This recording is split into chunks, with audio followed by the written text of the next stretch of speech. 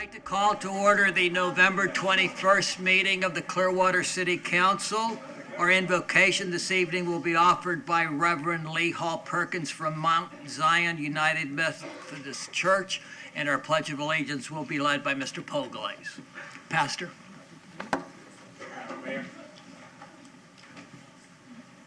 Let us pray. Dear God, as we near the holiday of Thanksgiving, our hearts are filled with gratitude for all you've blessed us with. For every good and perfect thing comes from you. We give you thanks for this beautiful city called Clearwater. We thank you for our city officials and employees that work to make our city what it is. Creator God, we thank you for the beautiful beaches we have. Let us preserve it by being good stewards of the natural resources you've given us. We thank you for the diversity that exists in our community. Let us honor it by accepting all people, no matter how different they may be from us. We thank you for the growth in our city. Let us appreciate it by ensuring that long-standing residents in our communities are not pushed out, but are part of this growth. As John F. Kennedy once said, the highest appreciation is not to utter words, but to live by them. Let this prayer of thanksgiving not just be a matter of words, but let it show in our actions and how we conduct the business of our city. In the name of all that is holy and good, amen. Amen. I pledge allegiance to the flag of the United States of America and to the republic for which it stands, one nation, under God, indivisible, with liberty and justice for all.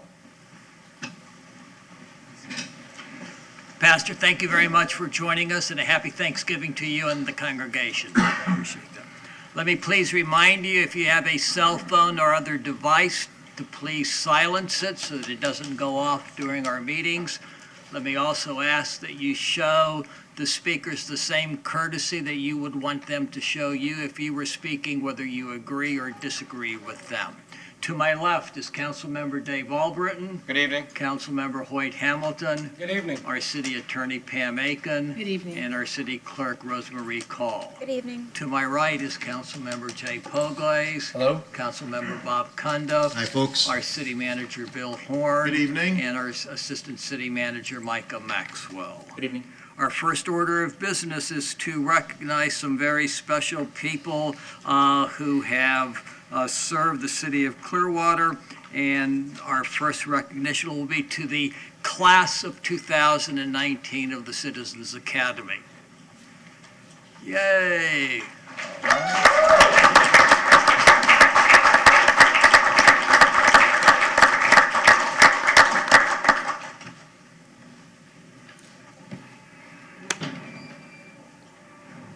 For the public who may not know, Citizens Academy is a 10-week course that gives these residents of Clearwater an opportunity to see the city firsthand, all the city departments, and we appreciate their participation. And as I had said earlier, they are our latest and newest ambassadors of the city of Clearwater, not necessarily the city of Tampa Bay. So we appreciate everything that they have been doing and will be doing in the years to come. I will introduce them individually, starting with Michael Alberti. Michael.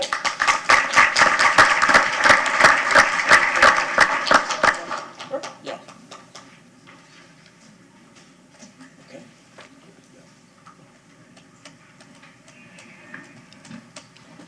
Oh, why don't we'll wait and do that so that she can get the pictures. We'll do that at the end. Is that okay? Gary Baker.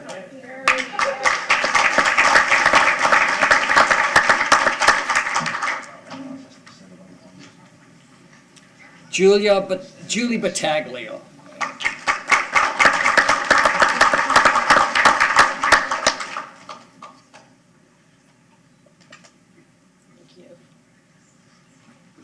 Mark Bunker.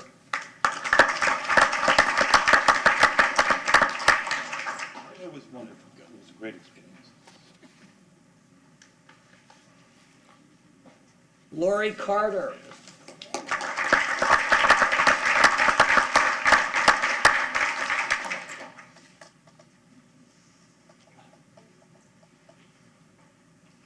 Clements Chereau.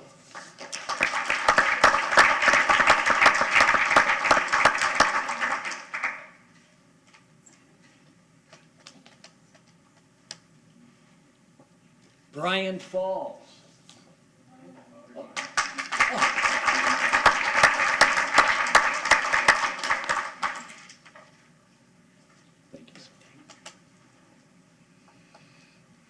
Christina Joseph.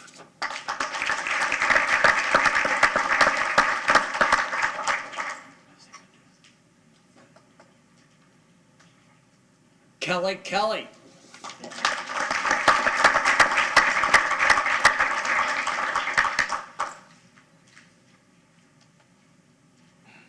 Andrew Laurenti.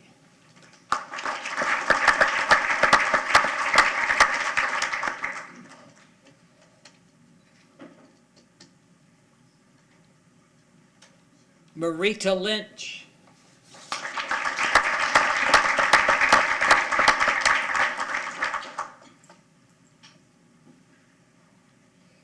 John Prokopovich.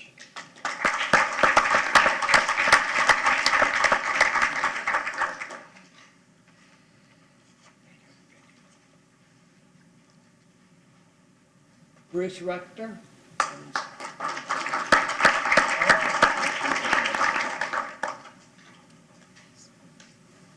Mark Rodriguez.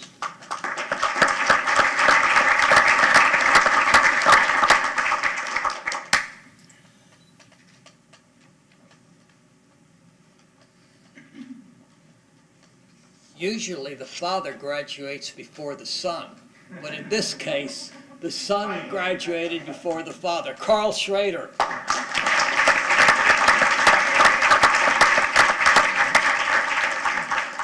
Speaking of the son. There he is. Happy graduate.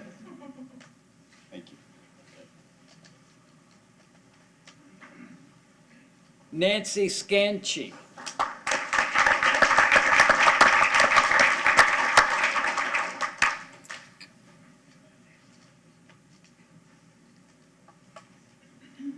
Carl Estrallo.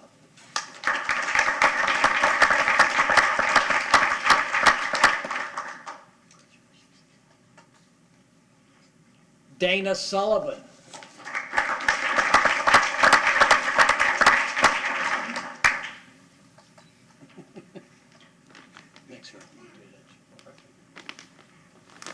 Lena Tashira.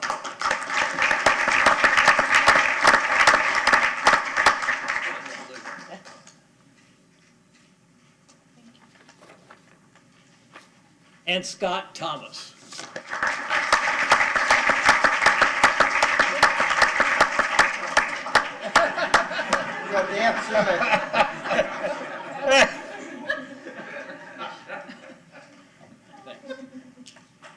Two of the class, well, actually three, Bruce Rector, Jim Stanskill, and David Varga weren't able to be with us, but Heather will get their diplomas to them. And on behalf of all of us, Heather, the council, the class, thank you for everything that you do.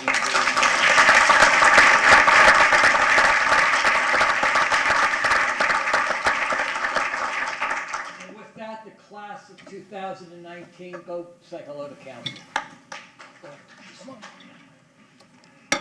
And watch your step as you go over the center there. Nice talking to you. Congratulations, well done. Well done. Congratulations. Thanks for taking it. Well done, congratulations. Congratulations, well done. Kelly. Good job, congratulations. Good job, well done, well done. You got something to talk about on your radio show now. Thank you very much. So you are the youngest, I think, in this, huh? Yes. Okay, so good. Good job, congratulations. I owe you a phone call. Yeah. We'll get together soon. Next week for sure. I'm on the phone tomorrow morning, Scott, okay? All right, congratulations. Yes. And as I said, thank you before you graduate. Congratulations. Well done, thank you. Yeah, there you go. Congratulations. Yes. Well done, Mr. Booker. Congratulations, yes, sir. Thank you. Congratulations. Appreciate that. Familiar, were you? I don't know, maybe. Well done. Good job. Thank you. Guys, 100-time winner. Well done, sir. Congratulations. Thank you. Congratulations. Kind of an invisible Mickey Mouse. Thank you. Appreciate it. Thank you. I'll eat at your restaurant anytime. That's what we like to hear. Thank you. I swim right there every day. No, the combo. Yeah, you can do it. Congratulations. That's right. Thank you very much. Congratulations.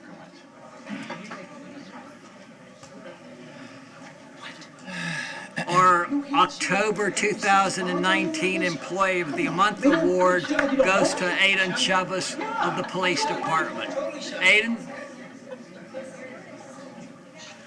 the Employee of the Month for October goes to Aiden Chavez.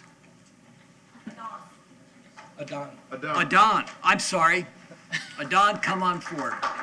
That's...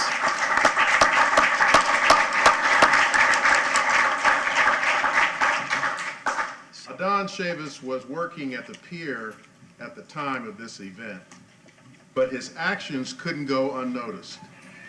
One night, not too long ago, two people jumped off the end of Pier 60. One of them made it back to shore, but the other was struggling in the water and was trying to hold on to the pillars of the pier covered in barnacles.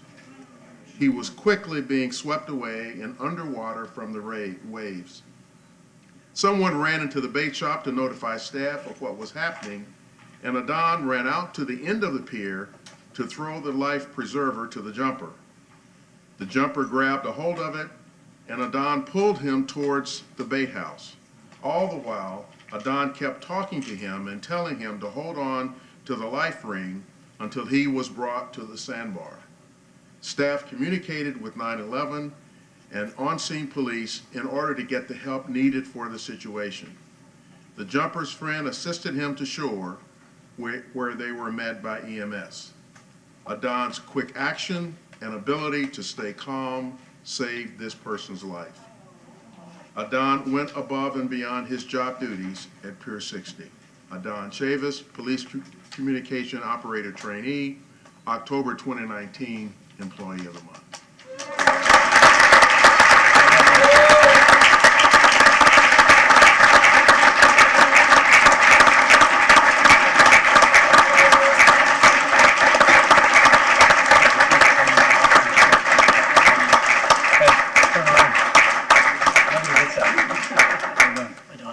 Apologize for mispronouncing your name. Well done. Thank you. Great job. Thanks.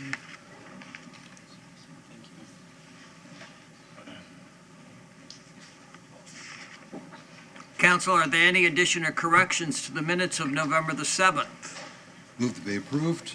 Second. Motion's been made and seconded to approve the minutes of November the 7th. All in favor say aye. Aye. Opposed, no. Motion carries unanimously. Anybody from the public wishing to speak to an item that is not on the agenda? If so, please come forward at this time. We'd ask that you would have a card filled out and you would have 3 minutes to speak after identifying yourself. Thank you, Mr. Mayor, members of the council. I'm Bill Johnson. I did fill out a card. And I'd like to talk to you a little bit about Moccasin Lake Nature Center.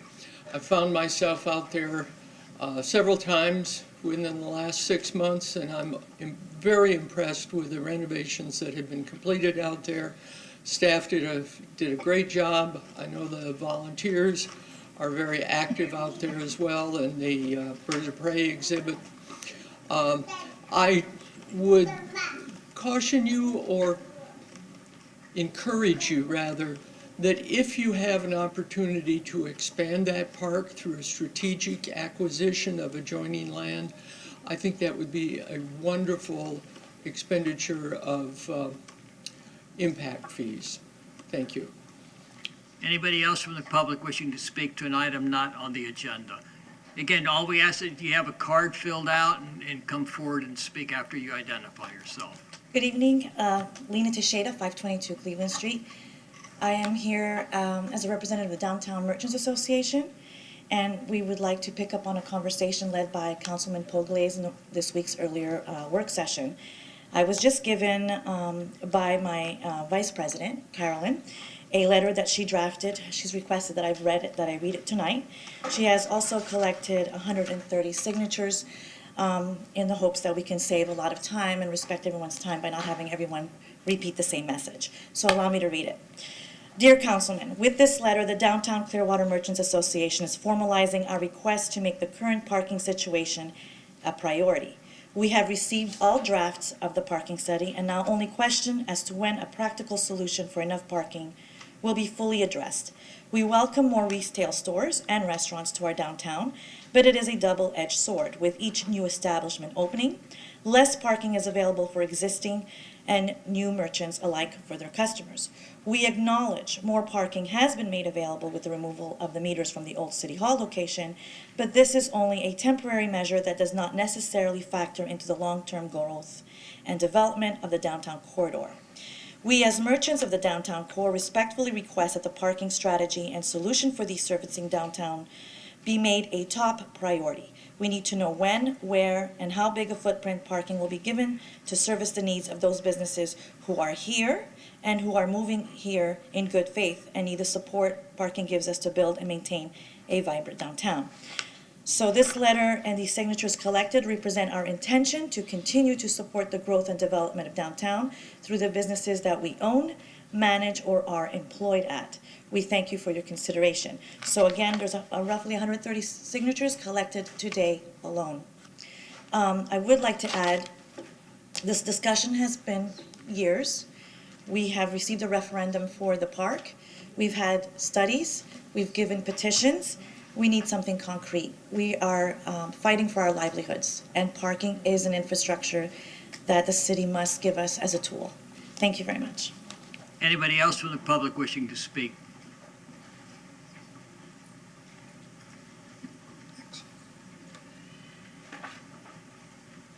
Good evening, Mayor and City Council. Good to see you all. My name is Axel David with the American Red Cross. I'm a disaster program specialist. I want to real quick let you all know some good news. On November 15th, two of you participated in a smoke alarm installation event in Japanese Gardens Mobile Home Park, east side of US 19 in Gulf to Bay. We were with American Red Cross volunteers, Clearwater Fire Rescue, and our corporate partners, of which there were quite a few, about 50 volunteers total, not including Clearwater Fire personnel. We installed 400 alarms, about 400 alarms in just under 200 homes. And Japanese Gardens, which is pretty significant. I've done this event all over the country. I do it at least once or twice a month, going back a few years now. We usually anticipate around 15 to 25% of residents will open the door when we go in and say, hey, do you need a free smoke alarm? And this community, over 50% let us in, we installed a smoke alarm. That indicates there's a huge need there, and it indicates that we were really, really effective. In fact, we kind of ran out. If you didn't notice that, it was hopefully seamless, but we did run out of smoke alarms at some point. We got them from two different offices in St. Pete and Clearwater, or in Tampa. An average of about 7 people a day die in home fires all over the country. It's pretty significant. And part of this program is American Red Cross is trying to reduce home fire deaths by 25%. And events like this contribute that. We've installed about 822,280 homes since 2014 when this program started. And we are really excited for this new partnership with Clearwater Fire. I want to thank definitely Mayor Credicos, Vice Mayor Cundiff, Fire Chief Ellers. I think he's here somewhere still. There he is. He helped quite a bit with this and getting personnel out there. Just having them trust us and the department and the city to do what we were doing is a pretty big deal. So with that, I again want to thank you sincerely for your help, and we look forward to future partnerships here in the city of Clearwater. Thank you. Thank you. Mr. David, before you leave, you shouted out the chief and our fire department, Mr. Cundiff and myself, but you forgot to mention your corporate sponsors who were there. I included them in Red Cross because they're technically become Red Cross partners, but it was Circle K, Wells Fargo Investors, Spectrum, and Lockheed Martin. Circle K was there. Lockheed Martin.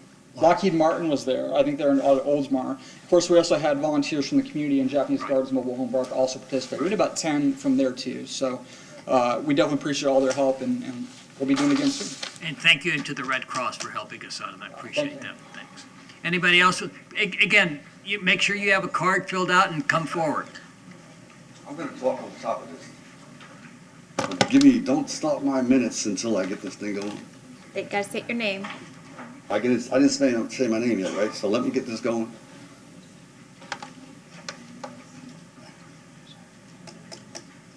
Wait a minute, I gotta figure out how to work this thing.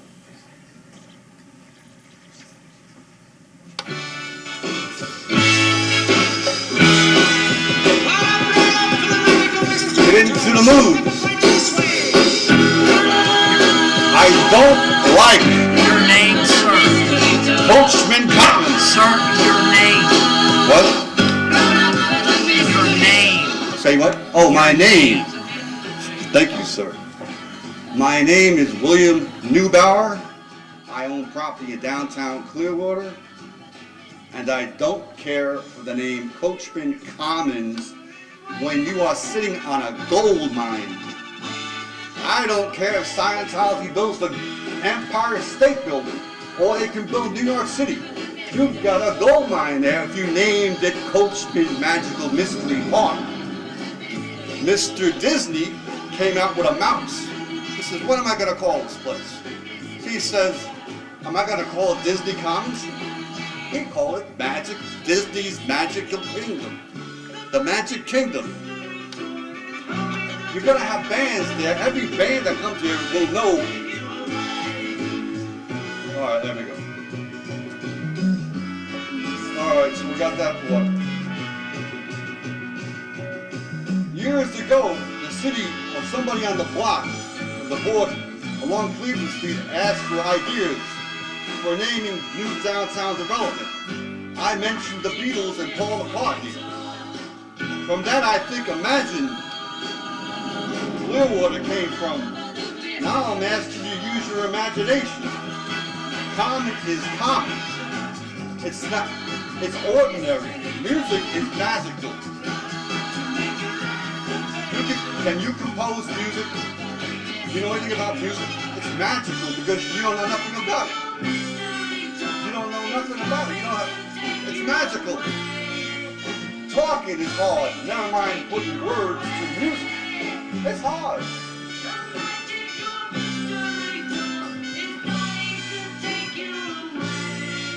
Mr. Hubbard.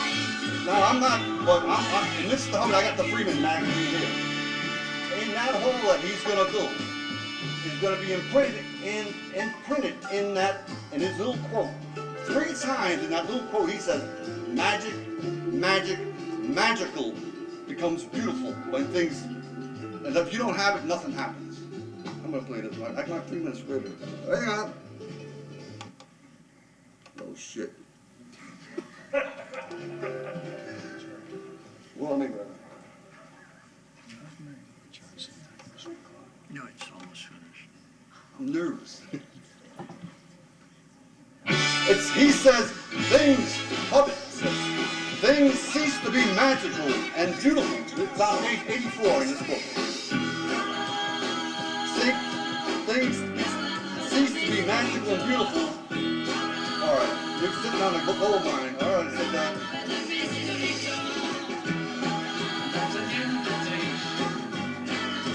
People aren't common, people are unique. Everybody's unique. The idiot, I don't know who said it. Thank you, sir. Your time is up. My time's up. Your time is up. Thank you, sir. Your time is up.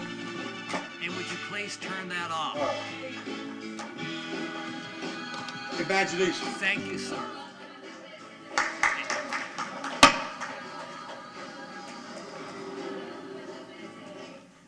Council, good evening everyone. I'm Janelle Branch and I'm here as a representative of Water's Edge Commercial Group, who own and operate the 331 Cleveland Street commercial properties.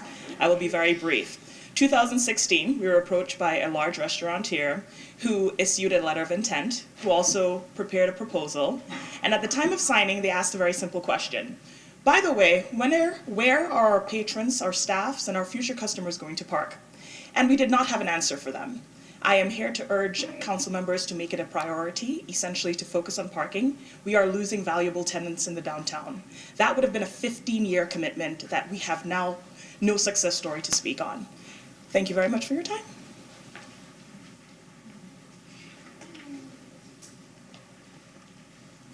Good evening, everyone. My name is Festus Pobeni, and for those who don't know me, I live I've lived here for 10 years. I live at Water's Edge, and I also have an office space on downtown Clearwater. I also do own a commercial property on the 400 block. And I'm also here to talk about parking, because I also have had issues getting more restaurants or cafes to come in because they all want more commitments for about 10 years. And I know you've had a study that came out. I've looked at that study, and the study says that, for instance, a property of my size, about 1,800 square feet, needs about, I think, 7 parkings per square foot, so that makes about 11. But if you count on the 400 block, we only have about maybe 20 parking spaces, and that makes it very difficult for me because, as the lady Janelle spoke, the patrons want the restaurants want parking for patrons and for their customers. So I do urge the council, please work on a solution, focus on get some good guidelines, and let's have some strong commitments. Thank you.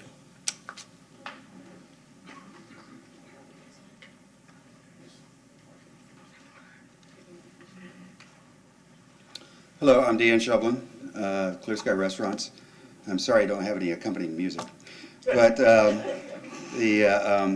parking. In order for this downtown area to be successful, even with Imagine Clearwater, however it turns out, it's an issue that when you start Imagine Clearwater, you wiped out 500 parking spaces. Nobody's ever actually been able to tell me. So with no plans to replace them that I'm aware of currently. If there is a plan to replace them, can they tell me what it is? Anybody here? So we're lucky on our 400 block behind us. We have 36 parking spaces. We actually may find a way to create a couple extra. But we actually had somebody from the city give us a report that people coming to restaurants wouldn't mind walking 3 or 4 blocks. And the issue is that's not the case. We're lucky on the 400 block because we're actually close to parking. That's what I call ambient parking. That when the library is, it's strictly for employees and everything else, and that's not enough. And then that area that got shut down, there's frankly, maybe 1/10 of the parking used to be over in that area. And tonight there's a show, and the people that are at the show, by the way, the Capitol's been a huge success. Thank you very much. But when these people are parking all over the place, and they get tickets, by the way, and then and so the local restaurateurs who should be doing well, and we do well, but we lose business when the show starts because there's no place to park. Because the people are not going to move their cars out of our parking or any of their other restaurants' parking when there's a show. Just because the show's over, they go right over. And then, let's say at 8 o'clock, all the parking in the area is full. And so the restaurants, I can guarantee you, most of the restaurants right now, after the show starts, are dead. Why? Most of the time, because people go around and hear it all the time, they drive around and can't find a place to park. And I'm not talking just about Clear Sky, that's all the restaurateurs on the 400 and 500 block. And again, the 500 block they're trying to get stuff developed. They absolutely have no parking whatsoever. That there's no signs, the little that's around, there are no signs designating where the parking is. And then and then there's a rumor, I hope it's not true, you're thinking about raising downtown parking rates, which you did on the beach. The reality is that it should be free, if anything, because most of the people at lunchtime, you go to most of the restaurants, some are struggling. If you took the time to go to lunch to most of the restaurants around here, it's not like they're all full. I mean, Clear Sky, we're fortunate, we're lucky, but we spend a lot of money on advertising, and actually we do have our own natural parking. But in reality, most of the restaurants don't have it. Thank you, sir. Your time is up. Anybody else from the public wishing to speak?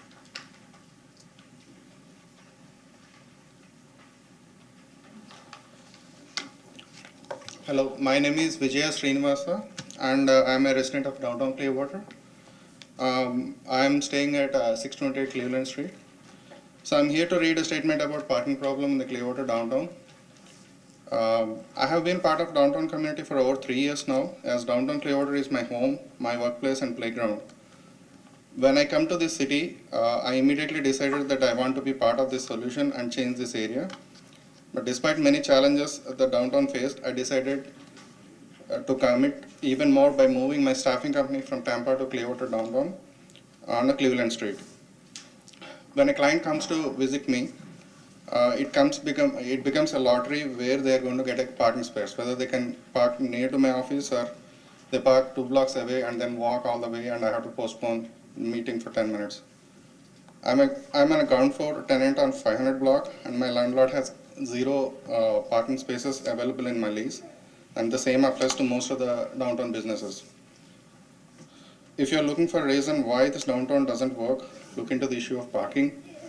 And lack of city's parking infrastructure will seriously hinder any progress. We keep asking the same 10-year-old question, where my employees or customers are going to park and come to the office on time. Thank you.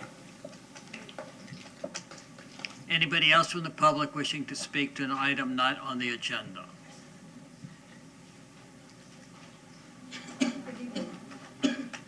My name is Eleanor Lida. I moved to Clearwater permanently about 10 years ago. And I'm also here to support the merchants for their continuing concerns over the parking situation, and also as a customer, because I come down to many of the events. I come down at least once a week for dinner and to shop, and I just have a lot of fun at the restaurants with the people down here. Some time ago, the merchants circulated a petition with over 100 names stressing their frustration about the parking situation and presented it to the council. We now have new restaurants coming in with the Roxy. Tequila's opened recently. Also, there's another restaurant coming in, if they're not already here, I'm not sure, on the 600 block. Their customers need to be able to find parking nearby. This is kind of crazy. I counted all the restaurants downtown, with the exception of the one in the SunTrust building and in over there next to the Bank of America building. We have downtown restaurants that are open now, or some that are going to be open, approximately 17. Now that's a lot of people coming downtown to go to these restaurants, and parking is very difficult, as you know. Just 1 minute. I have talked to several of the restaurant owners, and they have shared with me that their customers want to come down and eat at the restaurants at lunch, mostly, a lot of times at dinner, and they cannot find a parking place. So they drive around and around and around, and finally they just say, well, what the heck, and they probably might go 4 miles up to Dunedin.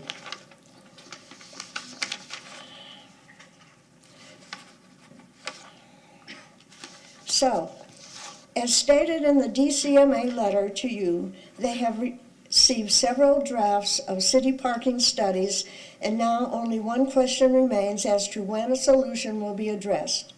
Please make this your top priority. They have waited long enough. Thank you very much.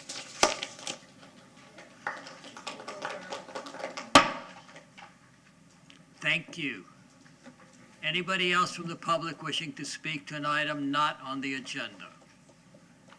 If not, we will close citizens to be heard and move on to the consent agenda, items 7.1 through 7.8. Anybody from the council or public wishing to pull an item off the consent agenda?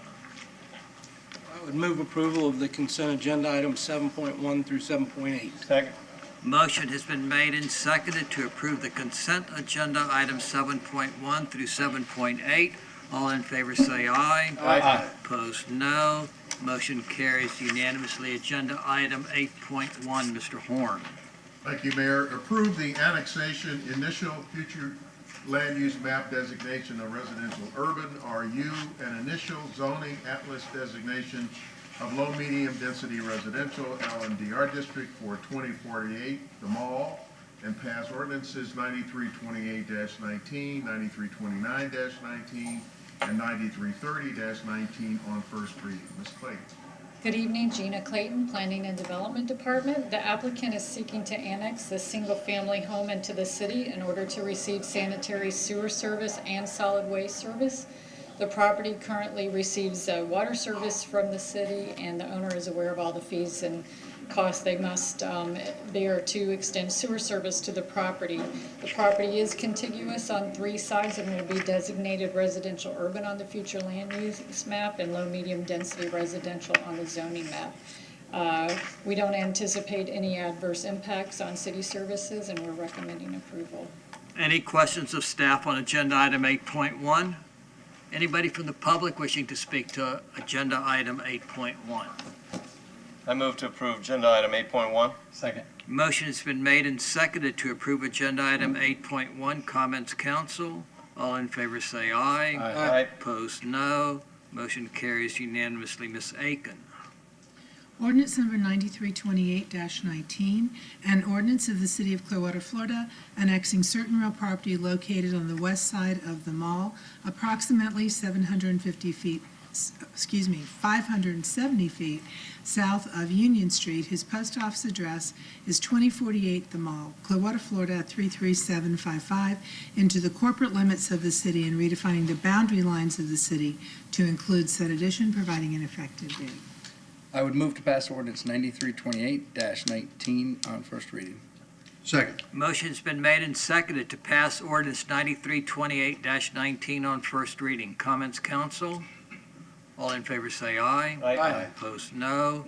Motion carries unanimously. Ms. Call. Ordinance number 9329-19, an ordinance of the City of Clearwater, Florida, amending the future land use elements of the comprehensive plan of the city to designate the land use for certain real property located on the west side of the mall, approximately 570 feet south of Union Street, whose post office address is 2048 The Mall, Clearwater, Florida 33755, upon annexation to the City of Clearwater's residential urban RU, providing an effective date. Mr. Mayor, I move that we pass ordinance 9329-19 on first reading. Second. Motion's been made and seconded to pass ordinance 9329-19 on first reading. Comments, council? All in favor say aye. Aye. Opposed, no. Motion carries unanimously. Ms. Aiken. Ordinance number 9330-19, an ordinance of the City of Clearwater, Florida, amending the zoning atlas of the city by zoning certain real property located on the west side of the mall, approximately 570 feet south of Union Street, whose post office address is 2048 The Mall, Clearwater, Florida 33755, upon annexation into the City of Clearwater as low-medium density residential LMDR, providing an effective date. I move that we pass ordinance 9330-19 on first reading. Second. Motion's been made and seconded to pass ordinance 9330-19 on first reading. Comments, council? All in favor say aye. Aye. Opposed, no. Motion carries unanimously. Agenda item 8.2, Mr. Horn. Approve the annexation, initial future land use map designation of residential low, RL, and initial zoning atlas designation of low medium density residential LMDR district for 2765 Avocado Drive, and pass ordinances 9331-19, 9332-19, and 9333-19 on first reading. Ms. Clayton again. The applicant is requesting to annex the single-family home into the city in order to receive solid waste service only, because they currently receive sewer service and they get water service from Pinellas County. This property is not contiguous to any city boundaries, but is surrounding on all 4 sides, so it's in an enclave that is eligible for annexation due to the 2014 interlocal service boundary agreement that we have with Pinellas County. The property will be designated residential low on the future land use map and zoned low-medium density, and we're recommending approval as it is consistent with the Comprehensive Plan and Community Development Code. Any questions of staff on agenda item 8.2? Anybody from the public to speak to agenda item 8.2? I move to approve agenda item 8.2. Second. Motion has been made and seconded to approve agenda item 8.2. Comments, council? All in favor say aye. Aye. Opposed, no. Motion carries unanimously. Ms. Call. Ordinance number 9331-19, an ordinance of the City of Clearwater, Florida, annexing certain real property located generally on the south side of Avocado Drive, approximately 190 feet west of Calamandan Lane, and 384 feet south of State Road 590, whose post office address is 2765 Avocado Drive, Clearwater, Florida 33759, into the corporate limits of the city and redefining the boundary lines of the city to include said addition, providing an effective date. I would move to pass ordinance 9331-19 on first reading. Second. Motion's been made and seconded to pass ordinance 9331-19 on first reading. Comments, council? All in favor say aye. Aye. Opposed, no. Motion carries unanimously. Ms. Aiken.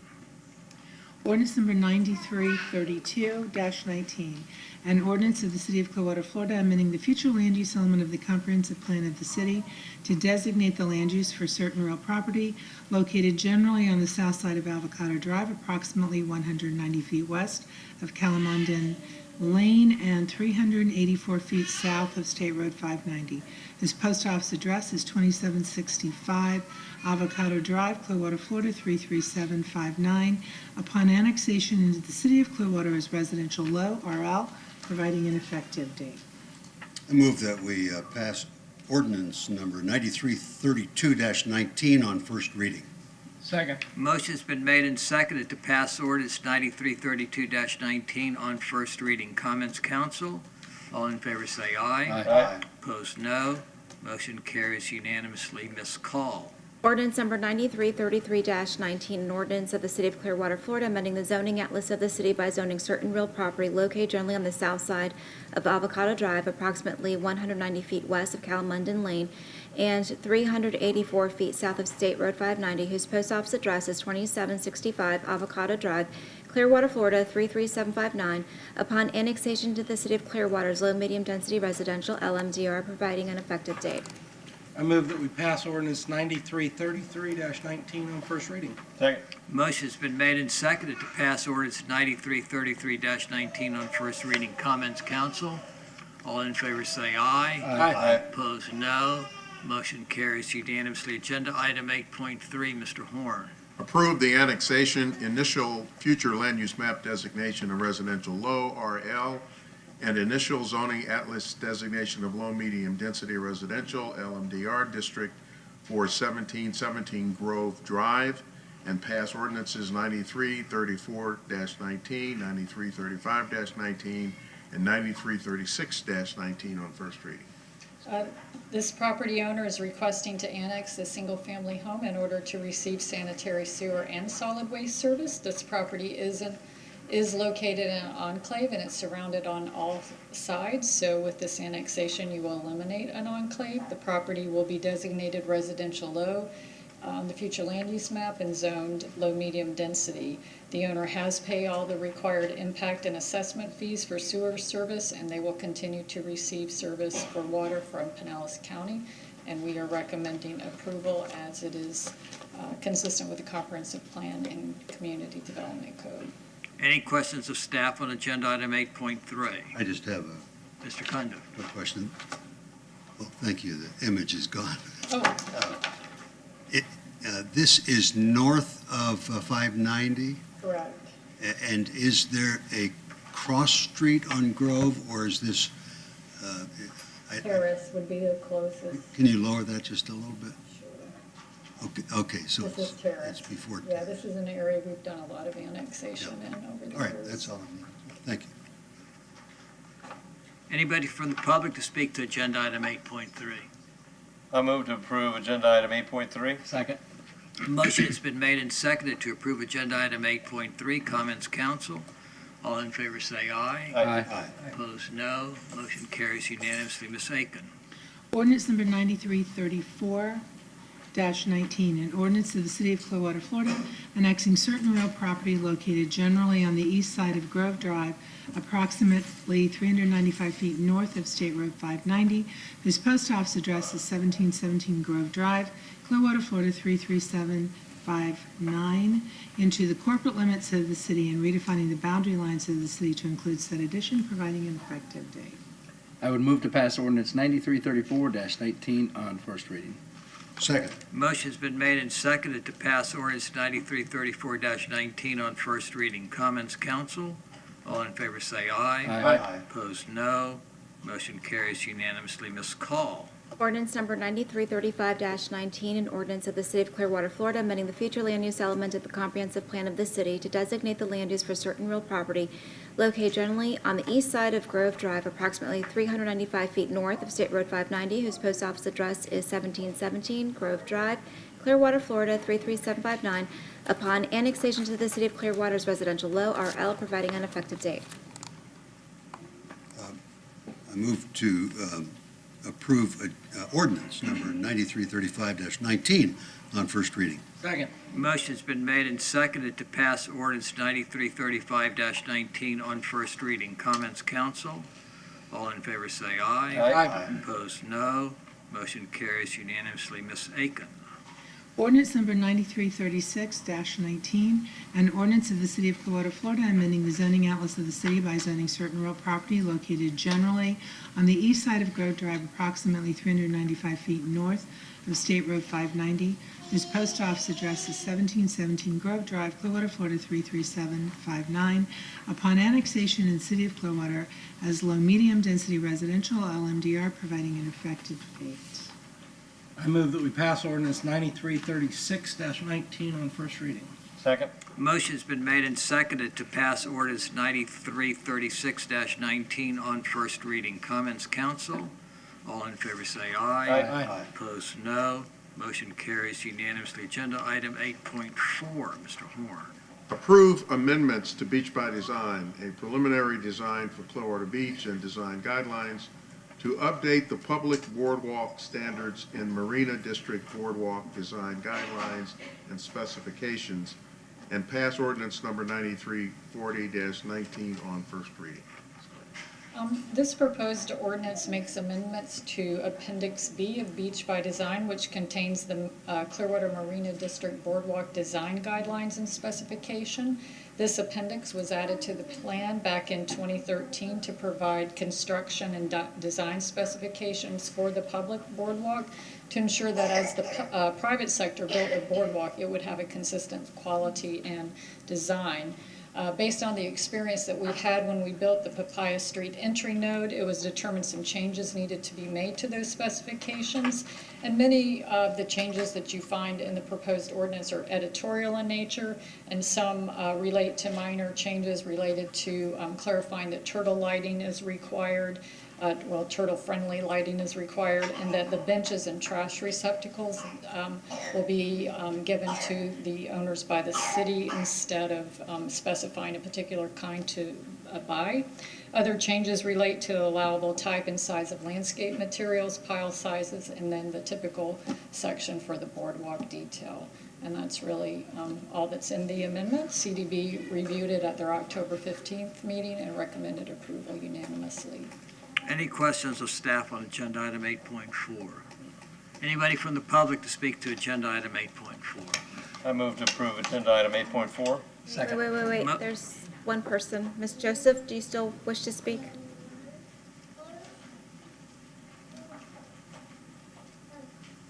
Hello. I just have a quick comment / question. For the new, yes, Christina Joseph. Okay. So for the changes, I was just wondering if there's any kind of proposed budget. I mean, I know there's a budget, but perhaps an itemized budget for a general understanding for the public to have a chance to look at before the new implications for the new changes. And just perhaps delaying any kind of vote on it just for a little bit, just to give the public a chance to look at the potential spending changes. That's all. Anybody else from the public to speak to agenda item 8.4? Motion? Move approval of agenda item 8.4. Second. Motion has been made and seconded to approve agenda item 8.4. Comments, council? Mr. Hamilton. In response, my understanding, these guidelines, these are for when private property owners develop and redevelop their property, and they're going to be building the boardwalk on their property. This sets the guidelines on amenities and everything else. This isn't really a cost to the city, is it?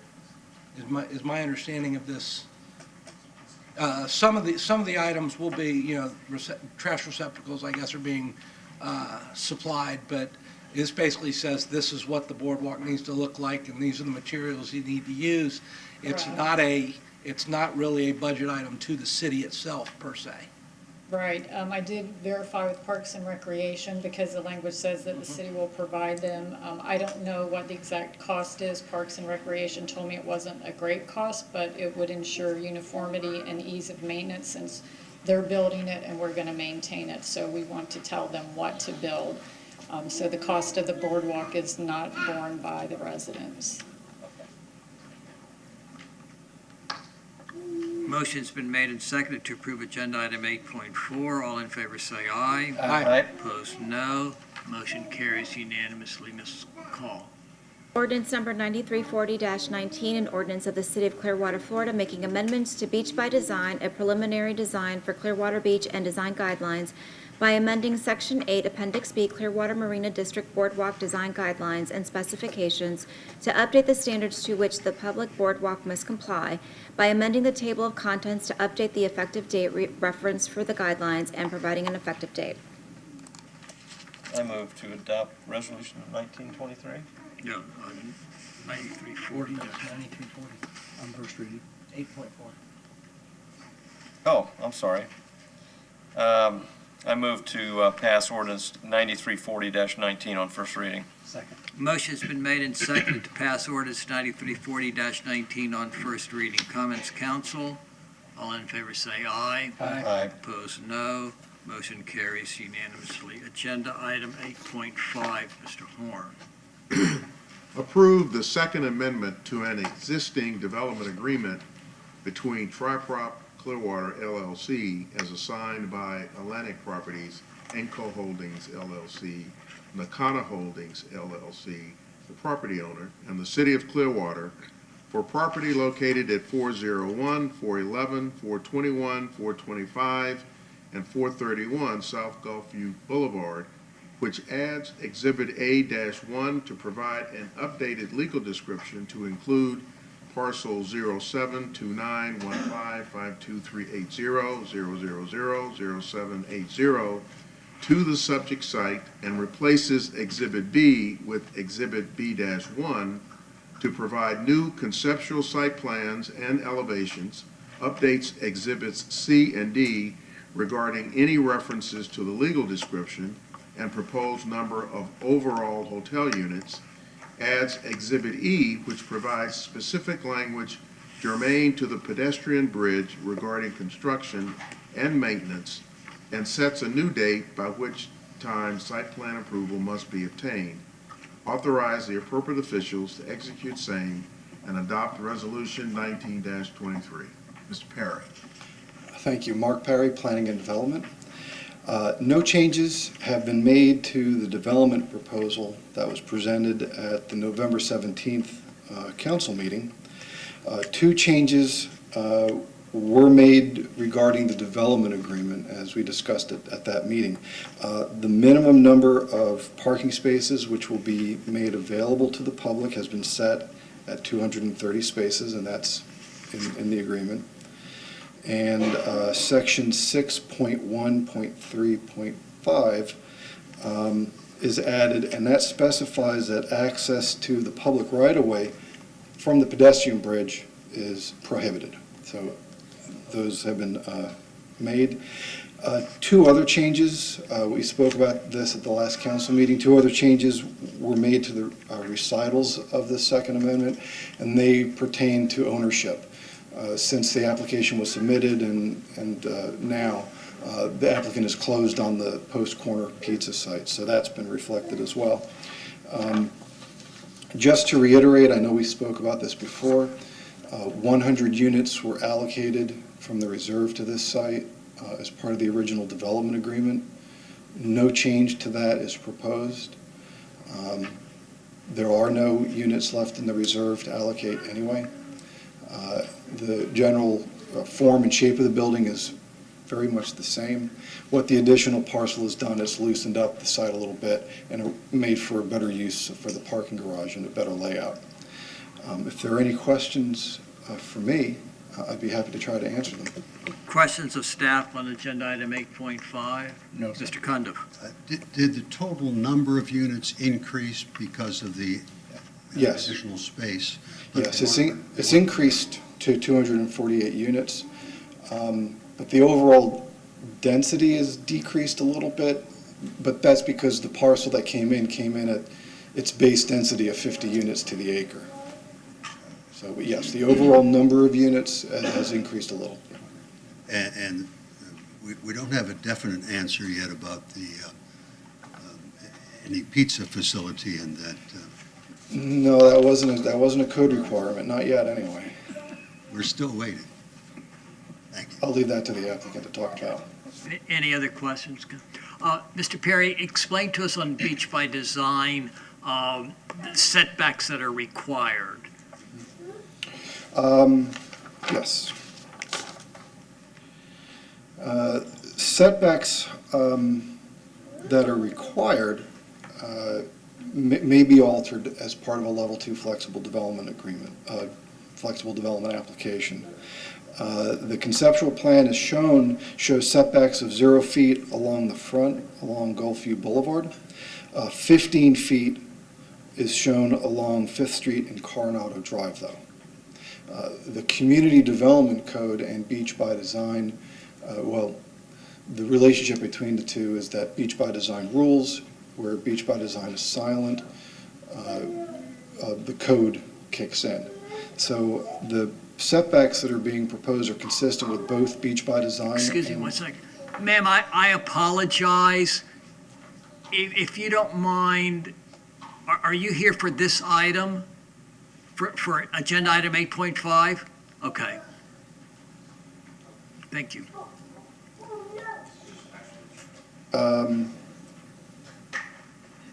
So the setbacks that are being proposed are consistent with the requirements of Beach by Design, and the reduction along the west side is permitted both by Beach by Design and by the Community Development Code. But they would have to ask for a level 2 flexible development application, which they have already, and they'll have to amend that to account for the additional parcel and the pedestrian bridge. Did I answer your question? Well, I don't know. I'm trying to understand. We have a 0 setback on this property. That's what's being proposed. Is that what we have on the other properties along Beach Walk? Yes. Yes. Okay. So we're not doing anything special for this property that we haven't done for other properties that are fronting Beach Walk? Correct. In fact, it kind of encourages 0-foot setbacks along Beach Walk to facilitate the interplay between Beach Walk and the ground floors of these hotels. So it's actually encouraged. Okay. And then clarify for us, you said that the project changed a little bit when the Post Corner property got acquired. What changes transpired? Or, I can ask the applicant that too, but I would rather hear it from you too. Generally speaking, the parking garage layout shifted a little bit. There was more of the parking that was included under the base of the tower, and now that's been more consolidated onto the south side of the site. In my opinion, it appears to have a slightly more logical layout, a little bit easier of a layout. Generally speaking, the form of the building as far as height, the shape, the interplay between the ground floor and Beach Walk, all that is virtually identical. If you look at the elevations that were approved, or even the site plan, but certainly the elevations, if you look at the prior approved set of elevations and what's proposed now, they're really the same thing. It's almost like playing that find the 6 differences between these pictures in a Sunday comic sort of thing. So it's virtually the same project. It's just kind of consolidated their parking onto the south side. Does that make the parking garage then higher and the hotel part lower, or? No, the hotel has been proposed and approved at 150 feet, and that remains exactly the same. So the overall height, The overall massing is identical. Okay, and all that is permitted by Beach by Design? Correct, and the Community Development Code. Yes. Thanks, sir. Thank you. The applicant? Good evening, Mayor, Commissioners, staff. My name is Mark Walsh, and I'm here tonight representing my family, who are the developers of this project in front of you. Before I get started, could I get a clarification? If you find money on the podium. Oh, you might want to take that. You don't want to take that one. You don't want to take that one. Don't take that dollar? Okay, that goes back right there. Put it right there. I'm not sure where that was. That's there on purpose? That's been there for like 6 weeks? Whoa. Yeah. All right. So you were the first one who's grabbed for it, Mr. Watson. You know what? I did ask permission. I didn't. You did. I didn't take it. Actually, if he takes that, that removes us from. Yeah. Is that bad that I saw it? You go ahead and take it. That's good. All right. No, I'm not going to take it. I'm going to leave it there. All right. Well. A Yankee fan wouldn't ask for that. Pardon? A Yankee fan wouldn't ask for that. Only a Red No, Sox. no. 'Cause they're so prosperous, anyways. All right. Well. We're here tonight, of course, to ask for this approval. And one of the things I wanted to just do is a brief history. When we first came to Clearwater Beach, we got involved in the Sand Pearl, and then we had an opportunity to purchase the land where the opal sand was. One of the things we tried to do was come up with a design that would be different, something that would add to the beach, add to the area, into the business, and we could try to bring in business that's different so we just don't compete with ourselves all over again. So we came up with a more modern design, something a little different. And the same thing has happened here. We had a design that we had proposed, and then the opportunity to buy Post Corner Pizza came, and we were fortunate enough to be able to do that. And when we did, it gave us another opportunity to try to do something even nicer than what we had proposed, and I think that's what we've accomplished here. If you look at the things that have been added, we've added 230 public parking spaces.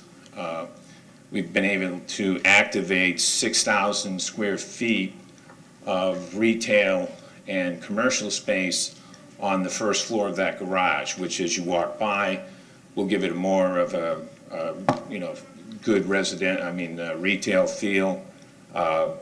We also have given Post Corner Pizza the option to take the corner piece if they decide to get back into the rough and tumble world of pizza making. And so we think, overall it's a better design. It's going to give us the ability to bring groups to Clearwater that we haven't been able to do with either the Sand Pearl or Opal Sands, because it provides more space, connected, where we can bring newer groups that just have bypassed Clearwater. And quite frankly, Clearwater Beach, through Beach by Design and Beach Walk, has become very well known. It's a great finished product, and something that, groups now are coming, the higher end groups are looking to come, and we just didn't have the space. So we're really excited about it, and we appreciate the opportunity to build again on Clearwater Beach. Thank you. Yes, sir. I'll leave the dollar.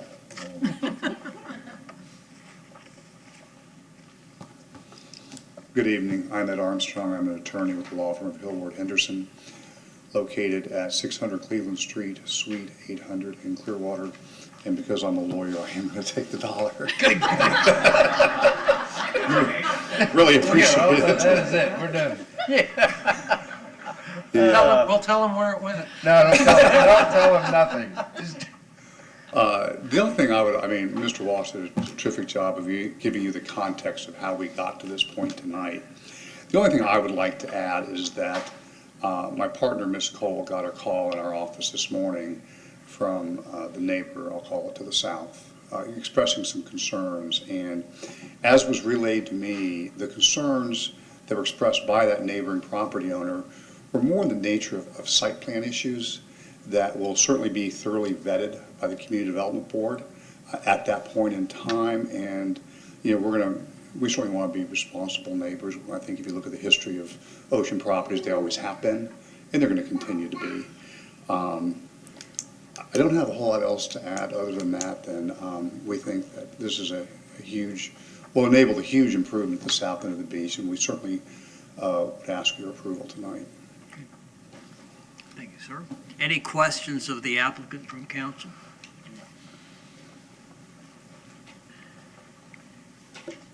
Anybody from the public wishing to speak to agenda item 8.5, we would ask that you would have a card filled out, and each person would have 3 minutes to speak.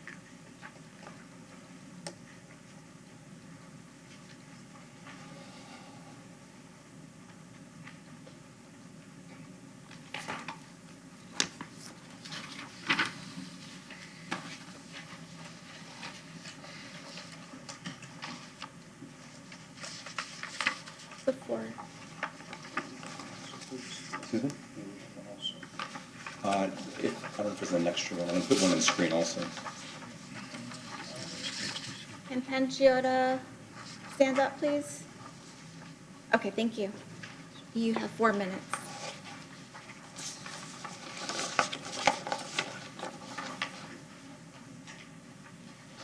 Is that showing? Can you guys see that all right? All right.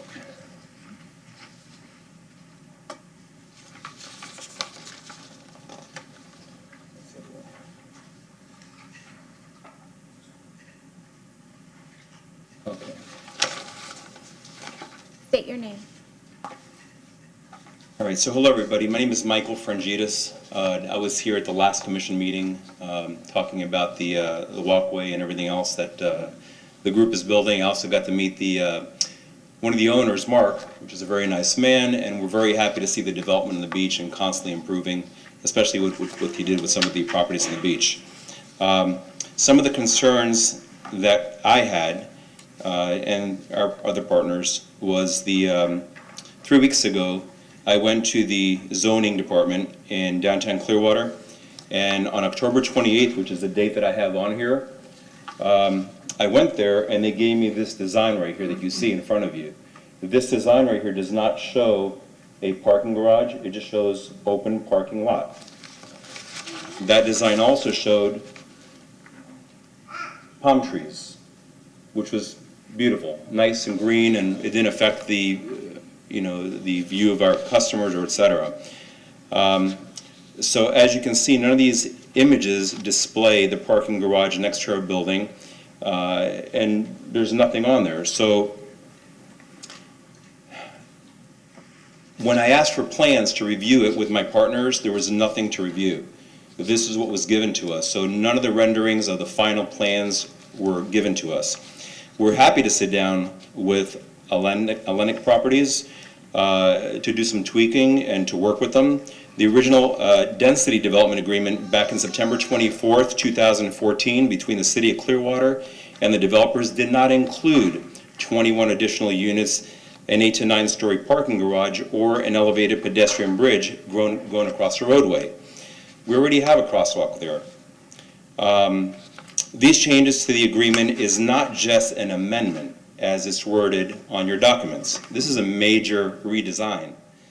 And since the purchase of Post Corner Pizza for X amount of millions and additional changes, including a 9-story parking garage, 21 additional units, and a pedestrian walkway connecting the hotels, I would say that's a significant change. I mean, you're talking millions to build a parking garage, millions that they purchase a PC property, and the walkway. So that's not just a simple amendment on a document. This is major design change. This is 0.426 of an acre that was not part of the original plan.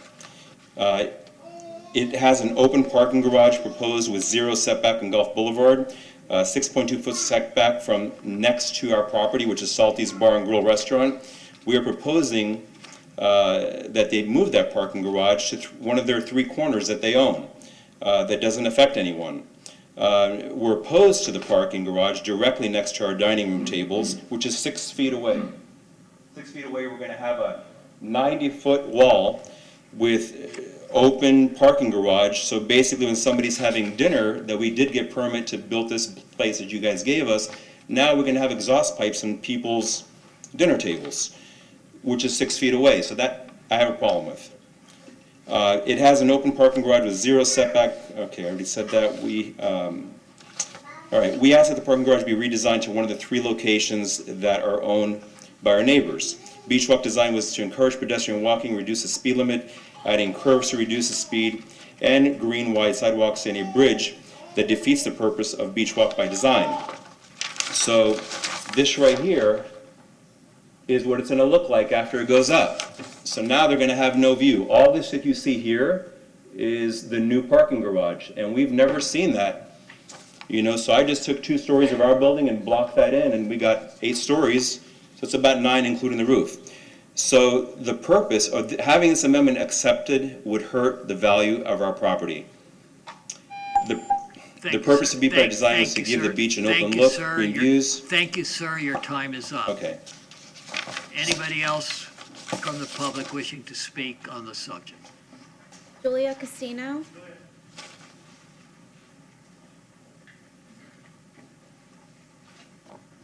Could Eddie Wright and Corey Euler? Okay. Do they go first? She's coming. Sure, I'll give you this. Thank you. Hello, my name is Julia Casino, and I'm the Director of Marketing and Events for Beachside Hospitality Group. Our management company oversees 9 locations throughout the state of Florida. 4 of these are located directly on Clearwater Beach. So I am here to voice a strong concern against the renderings proposed by the Group Opal Collection. The renderings show a disregard to the imposed beach by design rules and regulations set forth to ensure Clearwater Beach remains consistent throughout the entire island and to create an inclusive beach community. The proposed pedestrian bridge is not consistent with beach by design. The intent of Beach Walk itself was to create an open and inclusive area for visitors to patronize the local shops and restaurants. While these developers have invested significantly into Clearwater Beach by bringing first-class hotels to our area, this proposal brings exclusion and barriers. Other hotels of similar size and import have successfully operated with ground-level crosswalks to the beach. I would hate to see a precedent set where we see a series of skybridge crossings Gulfview Boulevard, ushering luxury hotel guests to the beach without a second thought of the neighboring establishments. These renderings show no greenery throughout the exterior of the proposed building, which is another failure by the brand to adhere to the beach by design and take up every inch of available space for a privately owned resort garage. I know that pedestrian safety is a strong concern for everyone sitting up here today, and to have a building set so close to the beach walk sidewalk goes against all of the work that you've made in promoting this beach as pedestrian friendly. Along with the failed beach by design rules and regulations, this parking garage creates a health and safety concern for diners to one of our locations, Salty's Island Bar and Grill. Salty's is located at 437 South Gulfview Boulevard on Clearwater Beach, almost directly across from the current Opal Sands Resort and on the south side of Post Corner Pizza, where the proposed garage is set to be built. Diners of our open-air establishment would no longer hear beachgoers, crashing waves, and the boisterous yet slightly obnoxious seagulls, but would now hear nothing but car alarms, see nothing but parked car headlights, and smell nothing but exhaust fumes. To put it lightly, it no longer creates a welcoming environment that we have worked so tirelessly for almost 4 years to build. The proposed design places the parking garage within feet, if not inches, of our establishment and wraps around the back half of our building as well. The renderings show an open wall on each floor of the garage. There is no other parking garage on this beach located anywhere near a currently running and thriving restaurant. The City of Clearwater has worked years to promote public transportation, to leave your car downtown and catch a ride to the beach. Now that we finally have these opportunities available to us, thanks to the hard work from businesses like Clearwater Ferry and Jolly Trolley, along with PSTA, allowing a parking garage like this simply sets our fellow businesses back. I would like to think that the City of Clearwater and the appointed representatives of this community share the same views as that of Mr. Walt Disney, to keep moving forward. By allowing this building to be created along with this incredible sky bridge, the goals of showcasing the beautiful beach community that we have are gone. You no longer promote the hard work of fellow business owners, the small business owners that have been here working alongside you for years. As the Skyline Walkway shows, it seems that the goal is to get guests from one side of the street and contain them until they check into the resort. Isn't the goal of this community to stand with one another, to promote one another? Clearwater Beach is a small but busy island. I've seen many of you sitting before me work tirelessly to promote public transportation. I've seen you work to promote alternative means of having guests enjoy Clearwater Beach. Allowing this proposed building and Skybridge to commence opens a Pandora's box, if you will, to other businesses. What's to stop another business from requesting to create a Skybridge to connect their business? Beach by Design was created to make sure renderings like this don't happen. I ask that you please consider the big picture of the serious concerns brought forth to you tonight, and you block the proposed designs from happening. To quote Joni Mitchell's 1970 song, Big Yellow Taxi, please don't pave paradise and put up a parking lot. Thank you. Anybody else? Anybody else from the public wishing to speak? Mr. Boutsikas?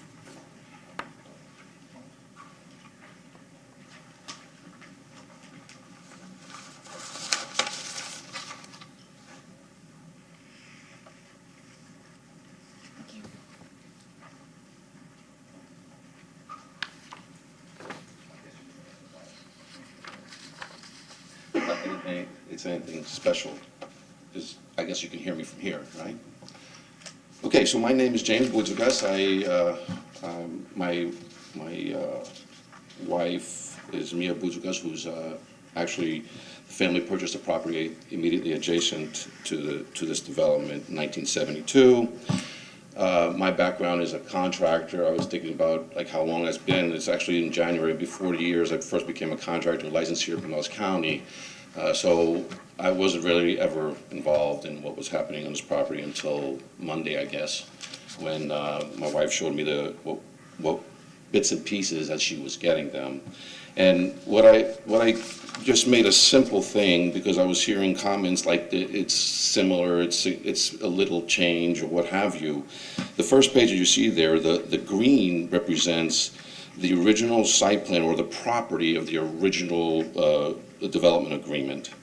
And then what you see in red there is what's known as the Post Corner Pizza property, which when you consider that in terms of what was originally proposed, the original property was 1.99 acres, Post Corner Pizza is 0.42 acres. That's like a 20% increase on the footprint of the property in itself. And then that little pink building on the side right there, that is my wife's property right there. So the things that are important to us right now, obviously, is during the original submission of the development agreement, the red area was not being touched. The green area was. From the position of the pink building there, you can see that there wasn't much of an objection for anybody in our family or concern from our family to what was happening with this development plan. In comes the purchase of the Post Corner Pizza property. Obviously, you can see how significantly it changes. Maybe not for the developers, but for us, it definitely does. It's a significant difference from where it is. I also want to comment on the idea that, the zero setbacks or the setback situation. I believe that normally when you go for a variance on setbacks, the process is a lot more than a 10-day notice to the neighboring parties. And essentially that's what we got. We got a letter 10 days ago saying that we're going to have a hearing about this. And this amendment includes setbacks, variances on both sides of the front and the side which is adjoining to the property of my wife's.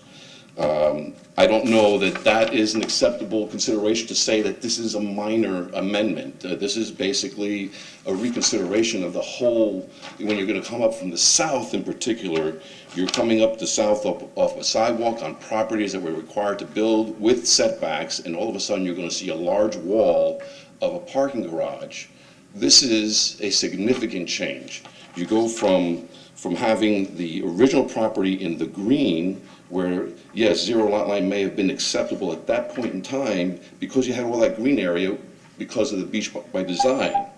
Thank you, sir. Anybody else from the public wishing to speak on this agenda item?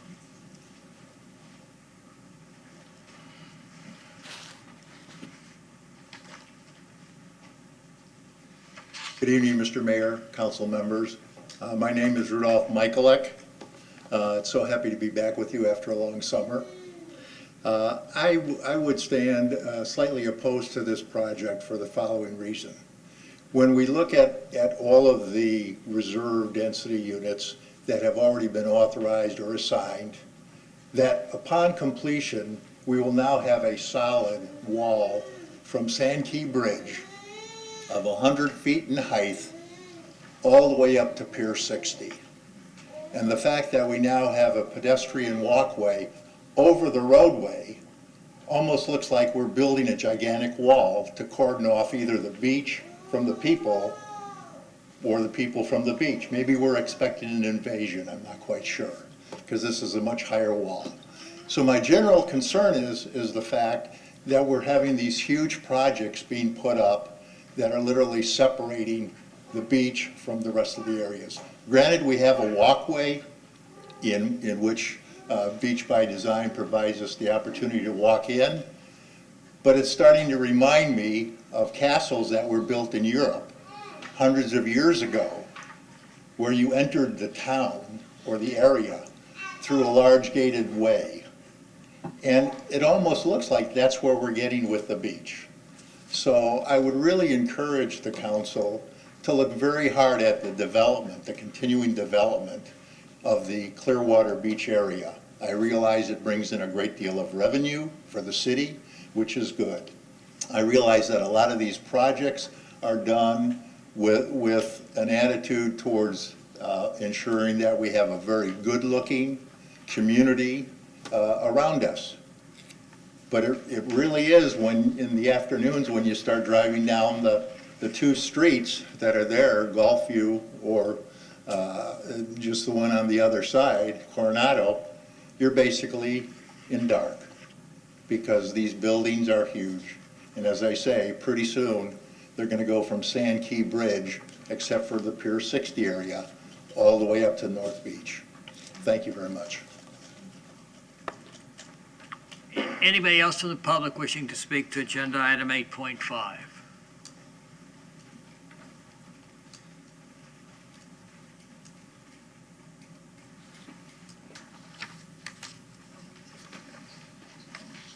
Is there some, I'm just going to pass them down. Do you not want them passed down? Well, these are different.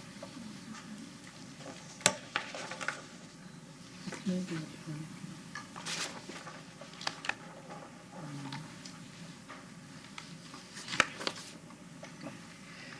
Okay, my name is Mia Boutsikas, and I am one of the owners of the property next door.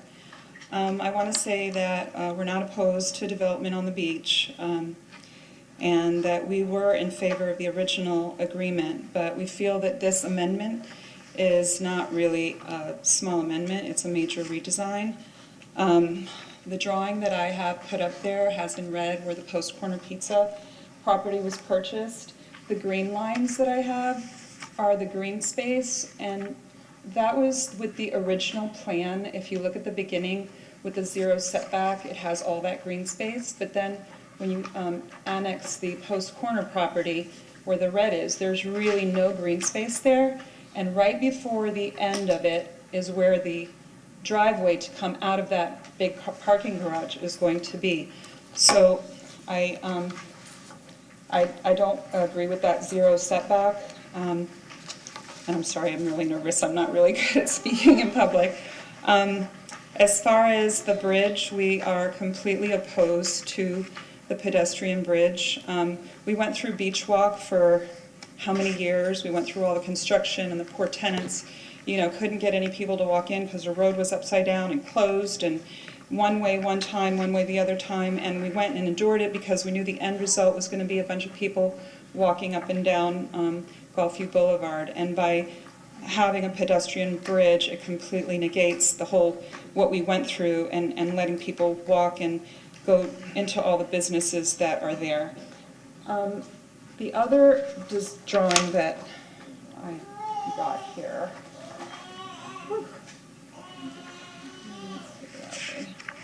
so that is the drawing of what that parking garage is going to look like from what their preliminary design is. The little orange building is ours, so you can see that if you were sitting in the restaurant, you would basically be looking at, this is the inside of the restaurant now, where it's all open. So you would be looking into a parking garage and also breathing the fumes from all those vehicles. So we are, if they want to put a parking garage, I think they have 3 other sides that they can put them on where they don't have neighbors, or won't be going up against anybody else's building. I don't think it should be right there on South Gulfview Boulevard. Also, if you're driving down this road right here, you could see where these buildings are set back to what the setback lines were supposed to be, and then this building just comes out. There's no green space here at all. So it makes Beach Walk just stop, and then here is where the cars will just be coming right out. So they won't even see this building, and anyway. I suggest they revise the parking garage and not put the pedestrian walkway in there and change the setbacks. Thank you, ma'am. Your time is up.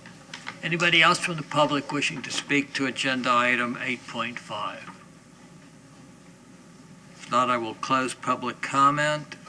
Council, do y'all have any questions of staff or the applicant before we hear final?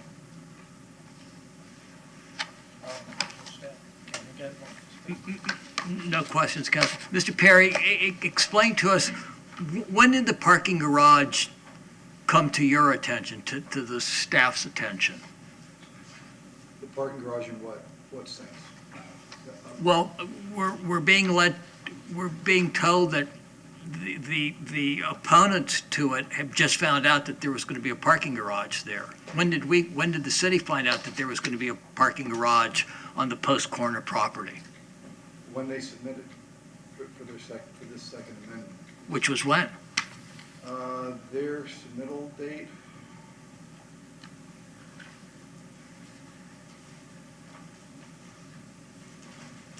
I believe we saw it when they submitted, I want to say it was July or August, I forget at this point. Well, We were delayed a little bit for some technicalities for some resubmittal, so we didn't follow the exact timeline, but I think they submitted in July.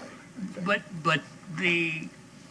we were told that we didn't know about it, or that some people didn't know about it until October. I can't speak to when folks come in to request information. They came in October. Yeah. Yeah, the first advertisement for this would have been a minimum of, I believe, 10 days prior to the first. We advertised and noticed the meeting for the CDB and then for this meeting as well. So it was advertised before it even came to council. And that typically is about 12 days prior to the first hearing. So 12 days before the ad would have gone through, and then around that time also would have been the first mailing. But I thought one of the people said that they came into the office in October and weren't told of anything about a parking garage. That's what I'm trying to get clarified in my mind. If they came into the office and we knew in July that there was talk of a parking garage, why weren't they told that there was possibly a parking garage there? I have no idea. I wasn't involved in any of those discussions. I don't recall anyone coming to me and me saying, no, there's no parking garage. There's always been a parking garage. In fact, the original approval had a parking garage on that side of the property, not on the Post Corner Pizza side, of course, but on the prior property, it was on the south side. So they've always had a parking garage as a component of their proposal. It's been a part of their proposal since they submitted, since they've gone through Development Review Committee. The images that were put up, they appear to be accurate. They're kind of bad copies, but they look like what I've got in my packet. So I don't know what the conversation was on October 28th. Yeah. But it's always been a component. It's certainly nothing that we would hide or deny it. That our job is to present projects as they are to everybody. Well, it's just troubling if that information was, correct, that someone came in and we didn't disclose at that time that we knew that there was a parking garage on the property. Yeah, But- that's, it's a component of it, absolutely. In fact, we noted in our staff memos that there's an 8-story parking garage, that's where all the parking will be contained. We noted in our memos, And I will say, I know that there had been conversation that Post Corner was selling, I mean, I don't know that that was a secret that just sort of happened at the last minute, so. Yeah. Anyway. Mr. Albritton? Well, could it have been that maybe the image that were shown was this, without the added parking garage where Post Corner Pizza was? Maybe that's what this fella saw. one of the drawings did show, parking on the Post Corner Pizza site, but it looks like that is He said open the top parking. Yeah, I guess the top floor of the parking garage is. I think that's that particular screenshot is that the top of the parking garage, which from above, yeah, would look like a parking lot, but it's not. It's the top of the parking garage. I see what you're saying. It's yeah. Okay. Thanks. The applicant? Well, first, we'd be happy to meet with the neighbor between now and the CBD meeting, or CBD, I get confused there. If you look at the drawing that was shown about this drawing, right, I know it's just something they tried to put together to illustrate, but the building doesn't really go out past the sidewalk. The sidewalk, yeah. And, when people, landscaping, we really try to do a great job at landscaping. This picture actually shows our landscaping on the other side of the street. We go way beyond. We pride ourselves in doing a great job on landscaping. We added the extra fountain there. I mean, we want to do it nice, and I certainly understand their concerns. The reality with this site, it's zoned to do, whether we did it, bought Post Corner Pizza, or somebody else bought Post Corner Pizza, they have those rights under your code to build buildings of that scale. That's what your code says. So we meet beach by design, and we think the design is very good. We think it's very important to have the walkway. We think it's essential to what we're trying to accomplish here. At the same time, I do hear what they're saying, and we'd be happy to meet with them and try to soften that edge to give them some relief as best we can. We'll certainly work with them, get with the architects. But, I think the reality is that particular piece of ground does carry with it the right to build those. So whether it's us or somebody else that would eventually do it, I think that could happen either way. And I think what we've proposed is a big benefit to the community. Thank you. Yeah, if I could, just a couple of substantive points, but more some of the process questions. I think the relevant inquiry is this application properly before the board? Was it properly advertised? Were the notice obligations followed?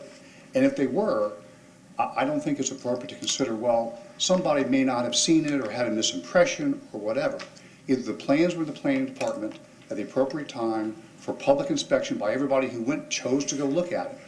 And if they were complete, there's no suggestion they were swapped out or anything like that. Maybe it's unfortunate that people didn't ask more questions sooner or whatever. We cannot control that, and it should not be used against us tonight, in our view. With respect to the driveway, while the property setback is in the neighborhood of 6.5 feet, the driveway is offset further. We scaled it off as best we could. It's probably between 20 and 25 feet off the property line. That's the actual driveway. I would also note the driveway is an exit-only driveway. A lot of discussion about whether this was a major amendment or a minor amendment or whatever. your code doesn't differentiate or distinguish between major and minor amendments. It's an amendment. That's exactly what the document's titled. That is proper and appropriate.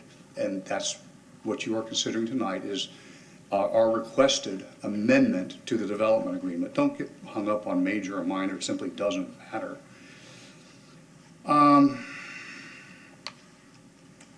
Very well established under Florida law, there is no right to view across the land of another. I won't belabor that point.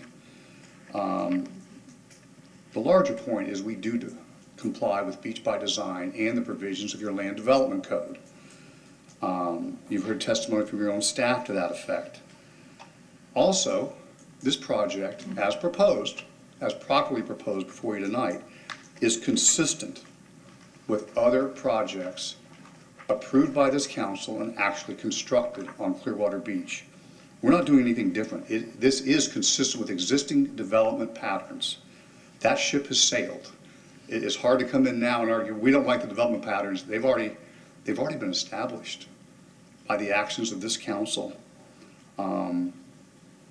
With that, I'm happy to answer any questions you have, and thank you for your time and attention this evening. Yes, Jim. My understanding is the pedestrian bridge. The pedestrian bridge is designed so that the two properties, the Opal Sands and this property, when it's constructed, can basically operate almost as, not as one property, but they'll be able to coordinate activities between the two properties and, for meeting space and things of that nature, without the participants having to go outside, down and across the street and back into the other property. Correct? Correct. Okay. Each site functions better with the pedestrian bridge in place. Yeah. This is not we as a council approved a pedestrian walkway or a pedestrian bridge in front of the Hyatt. It hasn't been constructed yet, but we approved it, and we approved it based on the fact that they have public parking spaces that the general public is welcome to use anytime. This project originally had no public parking spaces, much as very similar to the one with the addition of Post Corners property. They now have the ability to do a redesign and make additional public spaces. Correct? Correct. It's not. So, while I understand the position of the neighboring properties, and I believe Mr. Walsh when he says he's willing to meet with them and see if there is a opportunity to address their concerns to some degree. I've always been a supporter of property owners' rights. People, when you own a piece of property, you have a right. You have certain rights that come with that property, and I'm hopeful that Mr. Walsh and the Ocean Properties people can work together. But this is another great opportunity for our beach, and I think I'm going to vote in favor of moving this forward. Well, to your point, the objecting property owners, they have the same rights Mr. Walsh does. Right. In terms of to entitle and develop their property. Exact same rights. Any more questions? Okay, thank you, sir. Let me have a motion first, and then we can make our comments. Mr. Mayor. Council. I'm sorry? I'm giving the dollar back. Chicken. I would move approval of agenda item 8.5. Second. Motion's been made and seconded to approve agenda item 8.5. Comments, council. Mr. Albrecht. Well, I kind of agree with Mr. Hamilton on this. We had one-on-ones a while back, and what I liked about this project was it was the combination of the two buildings gave us an opportunity to attract a bigger market to Clearwater Beach, keeping people inside between the two buildings. And then, of course, the addition of the parking was a big thing for us, public parking. With that said, I think that everybody should be a good neighbor. So at this point, I think what I'd really like to see is try to work with the people next door and come up with something that would not be as, I haven't seen any of the final plans yet on it, but I'm sure if you did what you did on the other property, that you can come up with something that would look nice next door to them. So that's what I would hope would happen. Mr. Poglaze. Thank you, Mayor. Beach by Design was a very engaged process, and it did divide Clearwater Beach into different districts. North Beach was primarily tourists transitioning into residential. South Beach was designed for more intensity and density. I mean, we created a reserve to be able to create this. I said this to the graduating class today. It was no accident Clearwater Beach looks like it does today. That was by design. And people that complain to me, I tell them, look, you're not entitled to view corridors. If you can't see the sand, you're on the wrong side of the building. That's why our taxes, that's why we're able to provide the services, because Clearwater Beach carries the water for the citizens of Clearwater. That being said, I do believe in property rights as well, like Councilmember Hamilton said. The neighbors have the right to build their property, but should they not want to take that option for several years, I think it is good and incumbent upon the developer to reach out and see what those buffers may look like. You're absolutely entitled to do what you're going to do. I don't know that the walkway, based on the visuals I saw today, deter from the viewpoint. I am concerned a little bit that while they're waiting to develop their properties, they do have, even though this was an incorrect diagram and it does set back, this picture here is a little concerning. So I would be very encouraged and interested, Mr. Walsh, if you were able to see what those buffers, barriers, something like that, so that their patrons have a great experience as every citizen tourist that comes to Clearwater Beach. Not that you have to, but I think it's a great gesture moving forward, because Ocean Properties has been such a great partner. You guys, bar none, have built some of the most premier properties on Clearwater Beach to date. I look forward to future developments on the rest of South Beach on the other side of the causeway, which, by the way, all citizens should know it's coming. Clearwater Beach, there may not be any density left, but there are more projects still coming by design. So with that, I'll have to support this and hope for a great relationship with the neighbors. Yes, I also concur with my colleagues, and I'm happy to see the owners willing to reach out to you folks and try to adapt what they can to make your property a little more appealing. And one thing you are going to gain is a lot of parking, for your restaurant, and I hope that's a benefit to you in the long run. So we understand your concerns, and we're happy that they're going to work with you as best they can. And we thank them for that, and for you folks expressing your concern too. Thank you. Council, it's interesting this evening that we started off our meeting with people saying that we need more parking. And we need more parking on the 400 block. And then we need more parking on the 500 block. And then we need more parking on the 600 block. Well, we would have a parking garage on the 400 block, the 500 block, and the 600 block if we were following that, line of thought. And then we would have restaurant owners probably coming to us and saying, I don't want a parking garage next to my restaurant because my tenants or my customers are going to be smelling fumes from the parking garages all the time. It's interesting how your perspective changes depending on where you are. And we all know that we're not going to be able to provide parking next to every establishment. I mean, it's absurd to think that we would have people coming to us and asking us to have parking right in front of their parking garages, in front of their establishments. This is a difficult one for me, because when we were talking about the Hyatt, I really did not want Beach Walk, as was said earlier, to be having bridges, pedestrian bridges from one establishment to another establishment. On the Hyatt property, we had the public parking garages and public parking available for customers of Beach Walk, of visitors to Beach Walk. I try to be consistent. There's no, this pedestrian walkway is going to be at 4 or 5 stories. The restaurant is at 2 or 3 stories. The parking garage is going to have public parking. It's going to benefit all of us on the beach. And while, yes, we continue to promote and ask people to use alternative means of transportation to get to our beach, we know that there is always going to be people saying we want parking because we want to drive to the beach.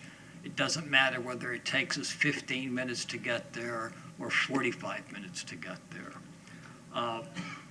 As was indicated before, Ocean Properties has done a fantastic job on the Sand Pearl and on Opal Sands, and also in another community in our neighborhood, the Bellevue Place and the Bellevue Inn.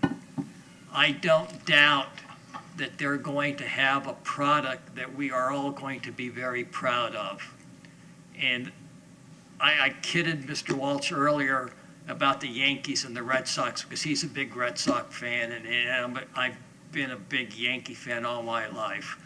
But I really think his track record of developing properties that the community can embrace is one that we can embrace as a council and as a community.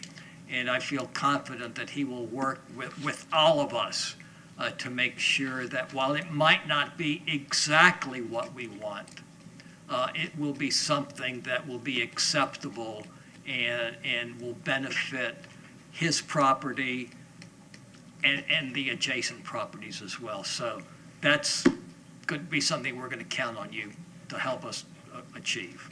Motion has been made and seconded to approve agenda item 8.5. All in favor say aye. Aye. Opposed, no. Motion carries unanimously. Thank you very much. I have a resolution. Oh, I'm sorry, resolution. Yes, ma'am. Resolution number 19-23, a resolution of the City of Clearwater, Florida, amending a development agreement between the City of Clearwater and Triprop, sorry, Clearwater LLC and MEMPC Properties, Inc., as assigned by Atlantic Properties, Anco Holdings LLC, Nikana Holdings LLC, providing an effective date. I make a motion to adopt resolution 19-23. Second. Motion has been made and seconded to adopt resolution 19-23. Any comments, council? All in favor say aye. Aye. Opposed, no. Motion carries unanimously. Agenda item 9.1, Ms. Aiken, or Ms. Call, we'll let you. Ordinance number 9350-19, an ordinance of the City of Clearwater, Florida, amending section 2.082, Clearwater Code of Ordinances, changing the composition of the Airpark Advisory Board to allow ex officio members, providing an effective date. Move to adopt ordinance 9350-19 on second reading.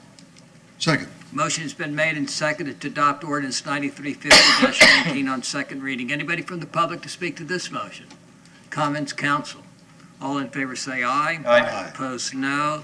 Motion carries unanimously. Council, I have a feeling that this next agenda item will take a few minutes, so let's take our break and reconvene at 8 o'clock.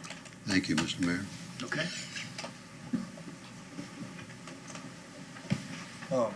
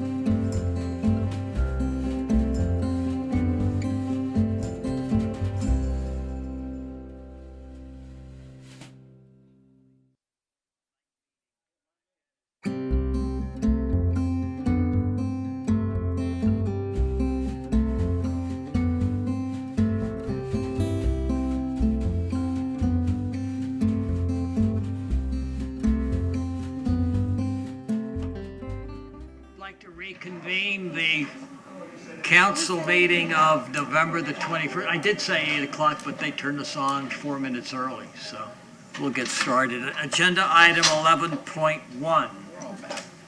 That's true. Authorize the issuance of not to exceed $30 million of City of Clearwater, Florida ad valorem, non-ad valorem revenue bonds, Series 2020, Magic Clearwater improvements, and adopt resolution 19-34. I did say 8 o'clock. Yeah. Tom Veriker, Finance Department. Good evening, Mayor, Council. This agenda item is to authorize the issuance of not to exceed $30 million of City of Clearwater, Florida non-ad valorem revenue bonds to partially finance the Magic Clearwater project and adopt Resolution 19-34. Be happy to answer any questions. Any questions of staff on agenda item 11.1? Mr. Condiff. Yeah, the $30 million, do we know what that's going to be spent for? In other words, we haven't seen the budget for how that $30 million is going to be used, and I'm a little concerned. It's part of the overall budget for the project. The funding, this is part of the funding that would total around $49 million. That includes some additional dollars from analysts from general fund reserves that have been allocated over the last couple of years. The number totals $49 million. That was based on a $25 million bond number. So theoretically, that bumps it up a little bit to $54 million at the high end. But we haven't assigned specifically the bond dollars to a specific portion of the project or anything like that. And I guess my concern, and I've heard from some folks in the public, is that they don't know how this money is going to be spent, and they'd like to see some, and I'd like to see some breakdown of how that $30 million is going to be spent, and we have not seen that yet.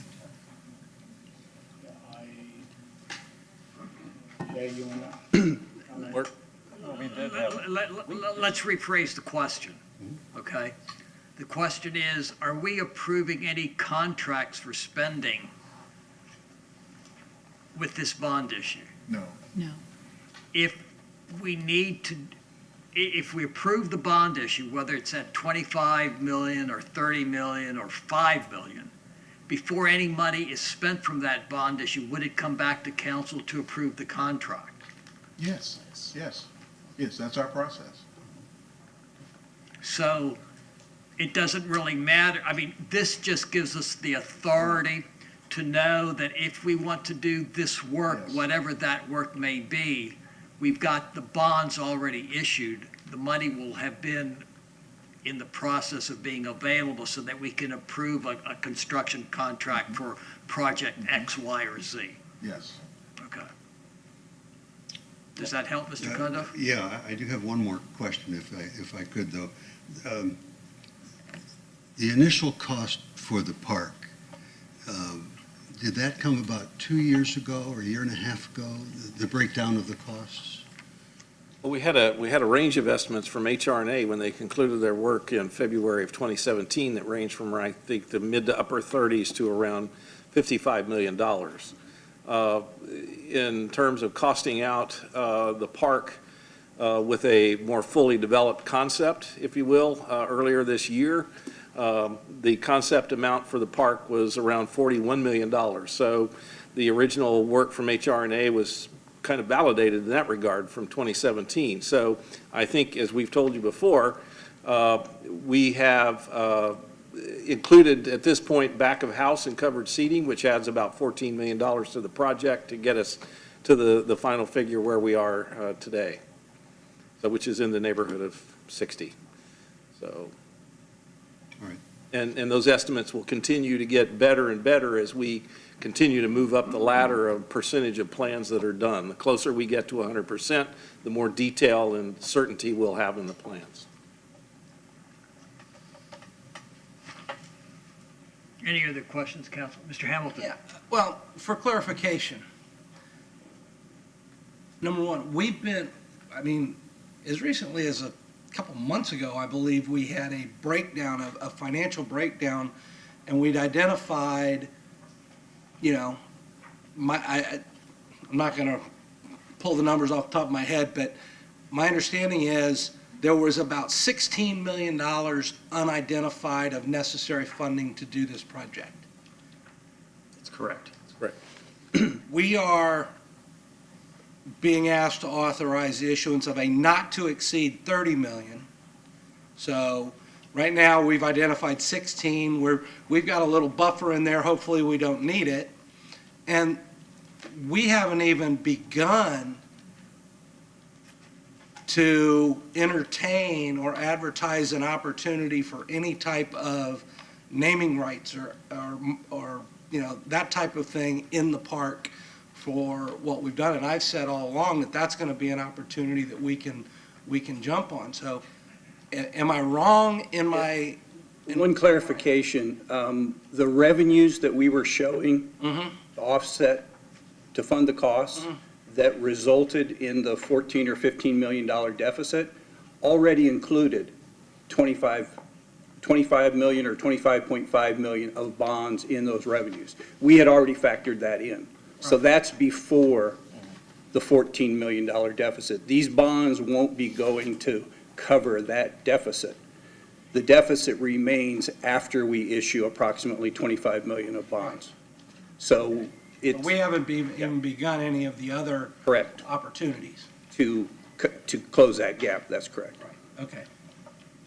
Any other questions, council? Anybody for, Just one as I'm thinking Mr. of this. Poglace? Thank you, Mayor. $6 million has already been allocated towards the library renovation. That money has not yet been spent. So that's money that was already budgeted for that's part of this project. So we are, by authorizing 30 million, we've got 36 million, 16 million still unidentified. Is that a fair assessment of where we are? So really right now, if this approves tonight, 36 million now identified towards this project, or no? We have other revenues identified, other penny for Pinellas monies that have been. That's right, yeah. Obligated to it. Do we have a total on that by any chance? The summary that we provided a couple months ago was $49,716,828.86. More or less. Okay. You sure it's 18 cents? 86. 86. Oh, I'm sorry. Okay, any other count? I just had one question. Are we expecting any county money or penny money in any of our construction? There is a penny allocation that the council had made as part of Penny 3 and Penny 4. Penny 3's allocation was $5 million. Penny 4's allocation was it's like $8 million, and I think there was an additional 6.5 as well. Do we add all those together then, or? About 19.5 million, it looks like. So we might get under 20 million for construction. Well, that's our penny for Pinellas money. So that's money we have control over, that you have designated for the project. So we're not dependent on the county for that. That is dedicated sales tax money. If the county expresses an interest in giving us some money, we'll certainly take it. Good to know. Let me ask my last question, or a question that I alluded to earlier, again, just to get an answer specifically. What's the advantage of doing 30 million now as opposed to doing 10 million and then 10 million and then 5 million and, as you need it? What's the advantage of doing this authority all at one time? There is efficiencies in doing one bond issue versus three, in that you have underwriting costs, you have a lot of administrative costs of issuing bonds, the overhead of issuing bonds. So the smaller the bond issue, the larger that is as a percentage of your costs. So it's more efficient to do one bond issue of 30 million versus 3 separate bond issues of $10 million with all of the overhead costs. You also run more interest rate risk. We've got historically low interest rates right now. If you extend this out, you subject yourself to more risk of interest rates rising. And there's no penalty if we do a 30 million and only end up using 20, there's no penalty to the city for not using all 30? No, this is a not to exceed. So Right. if we only need 20, we will only issue bonds for 20, and we'll make sure that we need the 20, because we do need to spend the money timely, or we have potential arbitrage due back to the federal government for the tax exemption. So we'll make sure that we don't issue bonds for any more than what is needed that we know we're going to spend. And again, when we spend any of that money, it's going to come back to council to approve before it's spent. The contracts, The contract. absolutely, yes. Okay. Anybody from the public to speak to agenda item 11.1? Please make sure that we have a card from you and that you give us your name.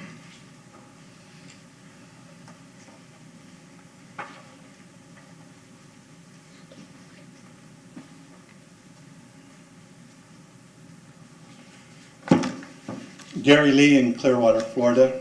I would like to ask you to wait and to go slowly. I know it's taken a while for this to mature and to come of scope, but my feeling is the people still don't know much about Imagine Clearwater. I took it as a personal mission. I went to the Westfield Clearwater Mall, and I went to the Clearwater Outside Mall down on 60. I looked for people who were between 40 and 60, roughly the consistency of Clearwater. I looked for 100 people, 50 from each district or each area, asking them a couple questions. Are you a resident of Clearwater, and are you registered to vote? If they said yes, I asked them, what do you know about Imagine Clearwater? 100 people surveyed. Those that responded to me, 12 knew about Imagine Clearwater. Only 12. The rest didn't know. I gave them a brief, what I knew, explanation of Imagine Clearwater. And I said, so let me ask you this, as a resident and a voter, are you aware that we're getting ready to spend $60 million on the Imagine Clearwater Park in the next few years? And what do you think about it? Their answer was, no, I wasn't aware of it. I'm not aware of the details of it. And I'd sure like to know a little bit more about it. I said, especially when we look by our own calculations here, when we look at the auditorium that's there, we said over a 5-year period, we might have a $20,000 return. So my suggestion to the council here is wait. In about 4 months, 40 to 60% of our council will be replaced. And I would like to see the candidates that are running for this next election make Imagine Clearwater a plank in their platform. And I think that will give a venue to offer a lot more information to the public about Imagine Clearwater and to get their feel on it. So please wait. Thank you, sir. Anybody else from the public wishing to speak to agenda item 11.1?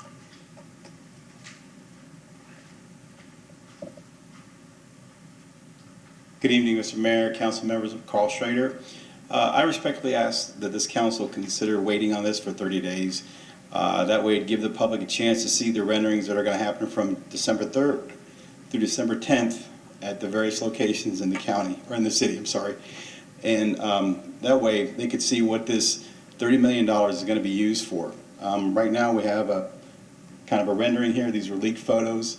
There's supposed to be some 3D glasses that the participants can put on and see this. and that way they'll know what their money is being spent for. I respectfully ask that you consider this request and table it for 30 days.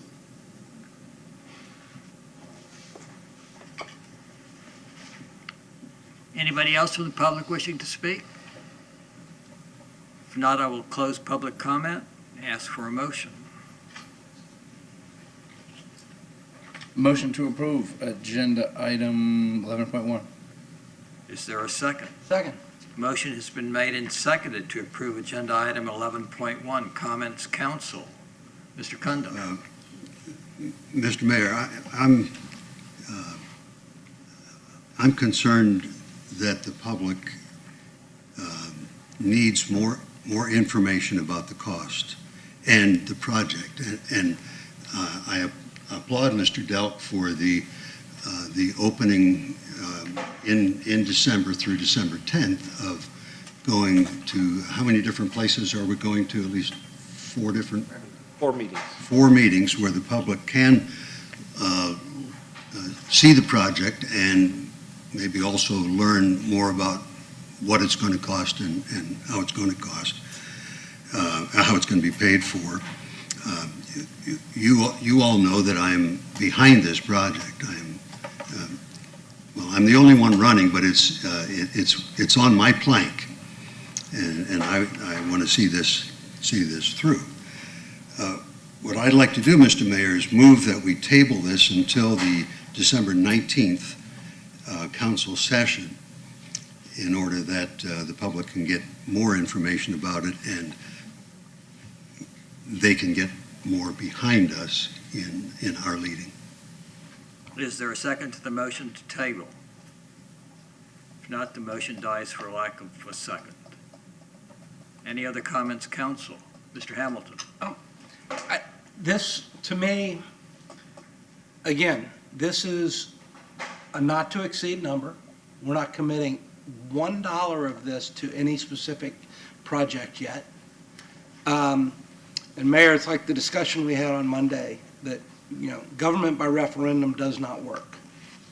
The people of Clearwater authorized and approved a redevelopment of our waterfront by a huge majority.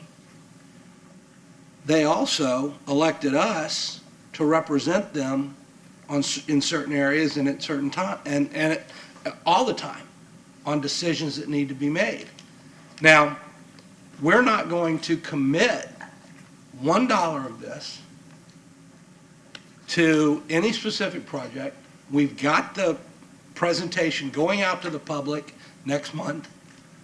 It's a great 3D rendering, and I hope everybody goes and looks at it. But I think, as the example that was given to us by Mr. Lee about asking these people, that shows you the general public lack of engagement, and we can't hold everybody's hand. We're here to make decisions. I'm comfortable with this, and I'm looking forward to the public. I'm really looking forward to the public seeing this 3D interactive presentation and hearing the feedback. I'll be very surprised if we get negative feedback from that. And this is because we can, after that goes, and after the election in March, if somebody wants to pull the plug, if the majority says we're pulling the plug, they can pull the plug. But as I sit here today, I'm ready to move this forward. Mr. Albritton. Okay. It's been over 2 years. We've been talking about this. It started very slowly. The plans have been out there. The concepts have been out there. We had a referendum on this. This is just one link in the chain that needs to be, everything be moving forward. It's not like we're coming out showing people for the first time in a couple of weeks. I mean, they've seen this stuff for 2 years.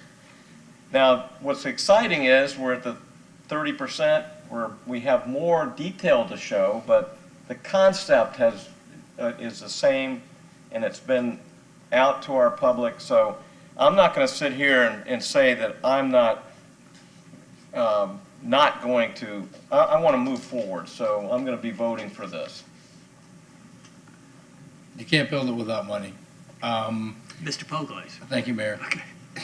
It's just the lack of apathy, and when you look at voter turnout in this community, if we do good, it's 14 to 15%. The fact that informal study interview process took place at two different places, and is that discouraging or disappointment, or does it not surprise me? No, it doesn't surprise me. In this community, it does not surprise me that people aren't paying attention, know what's going on. But this was a recommendation in 2012, reactivating Coachman Park. And so we have personally, each and every one of us have been engaged with many citizens throughout the Clearwater that choose to know what's going on. This is their plan. I would say 95% of it is exactly as they envisioned it and put their little sticker on the posters that were in this building, this room. So to stop and slow down now, I would have one question based on the election coming up in March. What happens if there's an elected body and these bonds when would we expect these bonds to be issued? I mean, what if the council comes in and not in favor and starts dismantling this? What happens if we've already issued these bonds?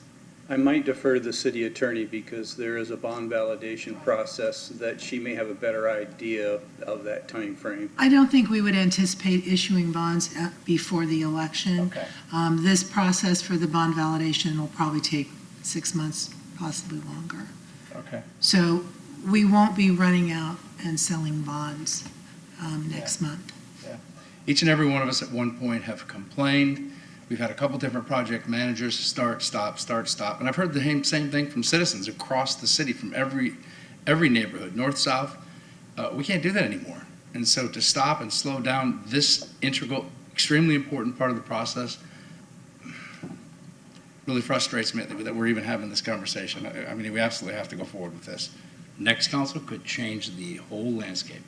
We'll see. And again, the important thing to keep in mind is that we're not approving any construction. All we're doing is allowing us to take the next steps so that we could have the money available. Mr. Lee, I appreciate your work. I'm glad you didn't ask them who the mayor was, because you probably wouldn't have gotten 12%, to respond, with my name. So thank you, sir, for your efforts. Mr. Mayor, do I get to? You started. Well, all I did was ask for a substitute to table it, but I haven't been able to speak on the motion. Thank you. I think it's a fair request to wait 30 days so we can get public input on the entire project as they can come and see it, which they have not seen what we council members have seen. I think they would be in favor of it, but to go ahead right now without them, without the information that we have that they don't have, I think it's a good idea to wait, but, and so I'm going to vote no, even though I am fully in favor of the project. Well, I'm going to take a second shot then, too, because I think we need to understand that we had several community meetings throughout the community discussing this project. We're going to have 4 sessions coming up next month.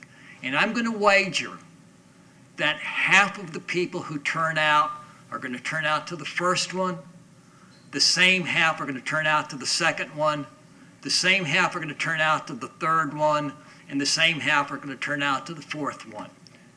And all we're going to do is be able to say, we did it, but the people haven't come out to listen to it. The newspaper has run how many stories on Imagine Clearwater? How many of you have criticized us for taking too long in getting the project even started? So we can sit, and I said this the other day, we can sit and question and delay every vote. And 40 years from now, you'll have a council trying to decide how to finish Imagine Clearwater. I don't think that's what any of us want. And at some point, we have to make the decisions that we've been elected to do. Motion has been made and seconded to approve agenda item 11.1. All in favor say aye. Aye. Opposed, no. No? Motion carries 4-1 with Mr. Cundiff in opposition. Ms. Aiken.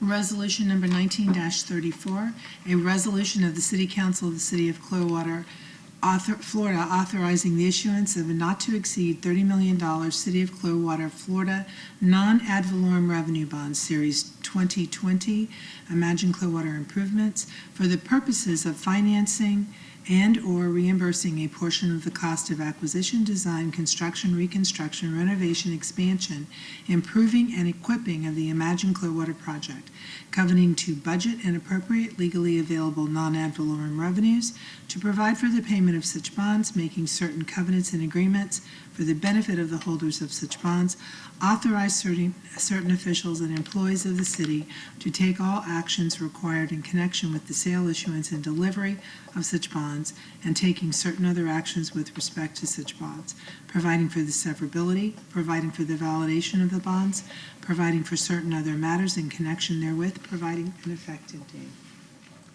I move to adopt Resolution 19-34. Second. Motion's been made and seconded to adopt Resolution 19-34. Comments, council? All in favor say aye. Aye. Opposed, no. No? Motion carries 4-1 with Mr. Cundiff in opposition. Agenda item 11.2. Accept a sidewalk easement from the property owner for the installation, repair, and maintenance of a sidewalk on real property located at 380 South Martin Luther King Jr. Avenue, and adopt Resolution 19-36. Mr. Burzak. Good evening, Robert Burzak, Real Estate Coordinator. The subject easement provides for the public use of the sidewalk and the city property rights for maintenance, repair, and replacement of the sidewalk. Any questions? Any questions of staff on agenda item 11.2? Anybody from the public to speak to agenda item 11.2? Move approval of agenda item 11.2. Second. Motion has been made and seconded to approve agenda item 11.2. Comments, council? All in favor say aye. Aye. Opposed, no. Motion carries unanimously. Ms. Call. Resolution number 19-36, a resolution of the City of Clearwater, Florida, accepting a sidewalk easement from Madison Point LLC for the repair, maintenance, and replacement of a sidewalk at 380 South Martin Luther King Jr. Avenue, Clearwater, Florida, providing an effective date. Move to adopt Resolution 1936. Second. Motion's been made and seconded to adopt Resolution 19-36. Comments, council? All in favor say aye. Aye. Opposed, no. Motion carries unanimously. Agenda item 11.3. Grant 2 perpetual easements to the Florida Department of Transportation for the purpose of constructing and maintaining a pedestrian overpass at Horn Boulevard and US 19 North. Authorize the appropriate officials to execute same and adopt Resolution 19-39. Mr. Burzak again. Thank you. The proposed easements will provide the FDOT property rights necessary to construct and maintain the pedestrian overpass at US 19 and Horn Boulevard. Any questions? Any questions of staff on agenda item 11.3? Ms. I have a question. I have a note that page 3 of each easement has been changed. Is that correct? And is it changed on the official version that was submitted to the clerk? I wasn't aware of that. Okay, it looks like there was, page 3 of each easement has a substitute page 3. So we're substituting page 3 on the easements, which is, page 3 is the signature page. That's the resolution. It's page 3.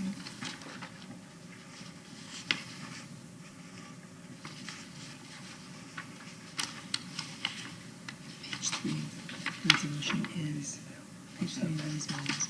So it's the resolution is now attached as page 3. Are we okay? We're okay. We're okay. It's just a change to what you originally submitted. Okay, but we're okay. Yes, sir.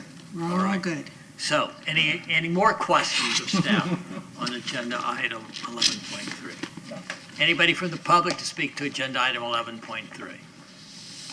Yes, ma'am. I just have two questions. One, why was this particular location chosen for a pedestrian overpass? Because it doesn't seem to be connected to any of the trails. And two, how will it impact traffic on US 19? Okay.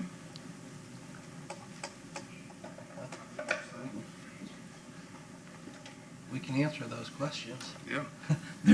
It's the apartments on the east side of 19 across, right at Horn Boulevard.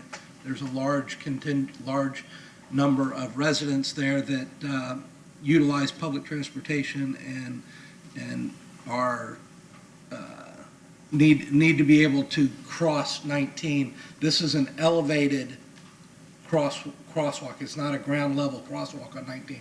It's an elevated walkway across and down. So it will not impede traffic on 19 at all.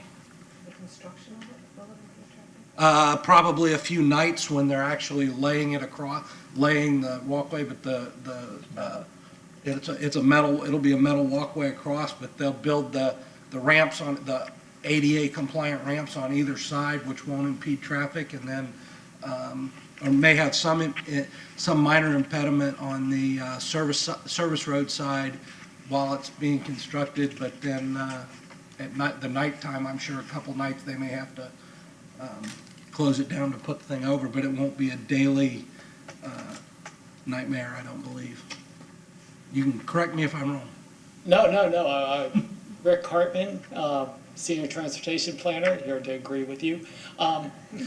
But no, they will be some closing, temporary closing during evening of the frontage road, but this is being built by FDOT because there was not adequate provision for pedestrians to get across US 19 when they first built the overpass at Harn Boulevard. So the construction, there'll be some redesign of the sidewalk on the east side by the apartments in order to have the landing in the accessible area not interfere with the traffic flow from the parking and the apartments coming out. So there will be a little bit of a reconfiguration on the east side, but it really is not expected to impede traffic on US 19 in any manner. There may be some kind of a temporary lane reduction during the nighttime construction hours, just when they're building the supports on either side of US 19. Sure. Mr. Hartman also explained, wasn't this a request that the city made for pedestrian safety? Yes, it is. Okay. And it was a request that goes back to the original design. Yeah. Okay. So. Anybody else from the public wishing to speak to 11.3? Motion has been made and seconded? No. Did we get a motion? Motion to approve agenda item 11.3. Second. Motion's been made and seconded to approve agenda item 11.3. Comments, council? All in favor say aye. Aye. Opposed, no. Motion carries unanimously. Ms. Aiken. Resolution number 19-39, a resolution of the City of Clearwater, Florida, granting 2 perpetual easements in favor of the Florida Department of Transportation for the purpose of constructing and maintaining a pedestrian overpass at Harn Boulevard in US 19 North, Clearwater, Florida, providing an effective date. I move to adopt resolution 19-39. Second. Motion has been made and seconded to adopt resolution 19-39. Comments, council? All in favor say aye. Aye. Opposed, no. Motion carries unanimously. Agenda item 11.4, Mr. Horn. Approve amendments to the Code of Ordinances amending Chapter 25, Public Transportation Carriers, Article 1, Public Conveyances, to define micro-mobility device, motorized scooter, and shared mobility device provider, and make other amendments to related definitions, to establish standards for micro-mobility devices, and to require a license for shared mobility devices offered for rent within the city, and to add penalties, and pass ordinance number 9348-19 on first reading. Mr. Carl. Rick Hartman again. And just a quick recap. This ordinance is to amend the code of ordinances to allow the creation of a pilot program, as well as put regulations in place for micromobility devices as directed by the council in response to the state legislature passing the broad bill allowing these devices to be used in the same manner as bicycles. In June, the council passed a moratorium on micromobility devices to allow staff time to create a pilot program. In September, staff came and received some guidance on the fundamentals of the program that we're proposing. And now, working with the Matt Smith, we have created an ordinance with put regulations in place that will amend Chapter 25, Public Transportation Carriers, Article 1, Public Conveyances, and create a location to put the regulations for micromobility devices into the code. We'll be adding definitions, establishing standards, adding penalties, and providing guidance for shared device rentals as well, and also looking at what the regulations are for not allowing micromobility operations on the beach and having that prohibited. Also in your packet, you'll see that there are a broader group of standards that are not part of this ordinance but are proposed for the pilot program for the downtown core. So I'll take any questions. Any questions of staff on 11.4? We missed something, or I'm missing something. Yes, sir. We keep saying pilot program, which suggests to me that it's for a certain amount of time. And yet I'm not seeing anything that after 6 months or after a year is going to come back to council for a report. Am I missing something? No, the way that the pilot program is being presented to the council is that it will be able to be, the expansion areas and adjusted administratively through the city manager such. So we wanted you to see the guidelines that will develop as part of the request for funding proposals. But in order to have some flexibility and stuff, it is a proposed 12-month program, pilot program. And I apologize if that's not part of the packet, but we are not using the ordinance to adopt a pilot program. We're just, we're asking for your permission to go ahead and develop it with these standards and then have the city manager, if it needs to be amended some way or adjusted or expanded or reduced for his authority to be able to do that. After 12 months. After 12 months. Yeah, and Or 1 year. I apologize, I didn't catch this, on Monday, but to me, a pilot program is suggesting that it's going to come back to the council after, to review to see if we want to make it permanent. Oh, I'm sorry, Mayor. Yes, we come back to you after the pilot program ends. But I don't see that in any of the information here. Well, then I need to add it to the guidelines that we're proposing for you, and I apologize for that. Yes, yes, sir. Do we want it after 12 months, council, or do we want it at a different? 12 months, I think is fair. I'm fine with 12 months. Okay, okay, so you'll take care of that? I will, sir. Okay. Any other questions, council? Anybody from the public to speak to 11.4? Motions? Motion to approve agenda item 11.4. Second. Motion's been made and seconded to approve agenda item 11.4. Comments, council? We don't need to put anything amended to include that. No, sir, I'm just looking at the micromobility pilot program staff recommendations, and it does say that it's a one-year program, but it doesn't say they'll come back to you. Okay. So that's where you would add that language that they'll then report back to council. Okay. Motion has been made and seconded to approve agenda item 11.4. All in favor say aye. Aye. Opposed, no. Motion carries unanimously. Ms. Aiken. Ordinance number 9348-19, an ordinance of the City of Clearwater, Florida, relating to the regulation of micromobility devices and motorized scooters, amending Code of Ordinances, Chapter 25, Public Transportation Carriers, Article 1, Public Conveyances, adding definitions of micromobility device, shared mobility device provider, motorized scooter, and sidewalk to Section 25.01, and amending definition of recreational vehicle to add micromobility device and motorized scooter, amending Section 25.02 to add regulations for operation of micromobility devices, amending Section 25.19 to add shared mobility device for provider license requirement and allow for pilot program, amending Section 25.20 to add penalties, providing an effective date. Move to pass ordinance 9348-19 on first reading. Second. Motion has been made and seconded to pass ordinance 9348-19 on first reading. Comments, council? Thank you very much, the staff, for working on this and researching other communities, because I know it's been an ordeal. Motion has been made and seconded. All in favor say aye. Aye. Opposed, no. Motion carries unanimously. Mr. Horn, do you have any other business for us? No, Mayor. Ms. Aiken?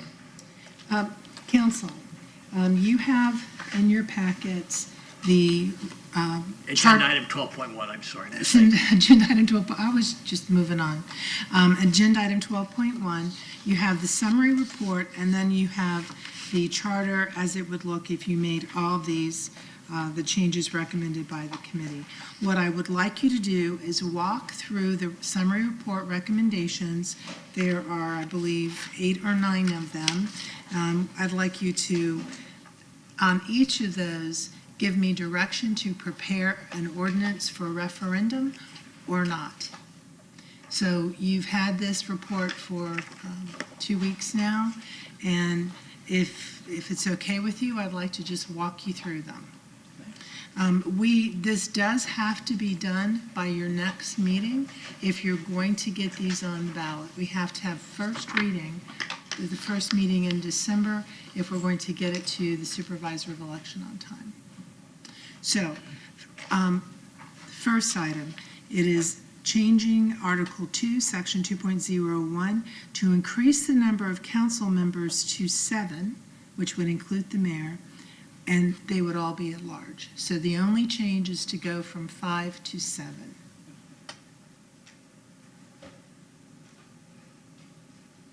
Mr. Hamilton? We're supposed to make comments on this, correct? And I hope motions. And motion. Okay. Personally, on this, I don't see the need to go to 7 if we're not also being recommended, and we're not by the Charter Review Committee, to look at districts.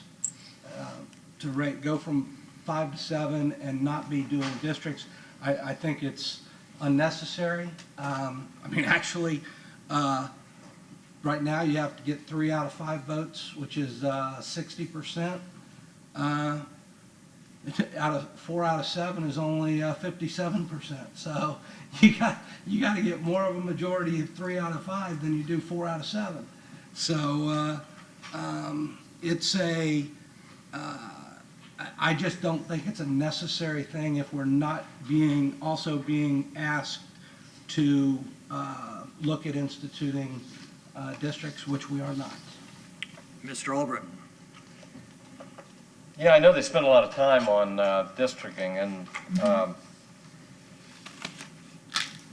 I don't think a consensus was put together on whether that'd be a good thing. So, you know what? I think we work fine with 5. I don't see any need to bump it to 7, to just have everybody at large. I think we've done a pretty good job so far, and I don't think there's a need to increase it. Any comments over here? I would agree. Most years we have trouble getting 5 candidates, or three or 2. This year an exception, of course. Maybe not an exception, we'll find out.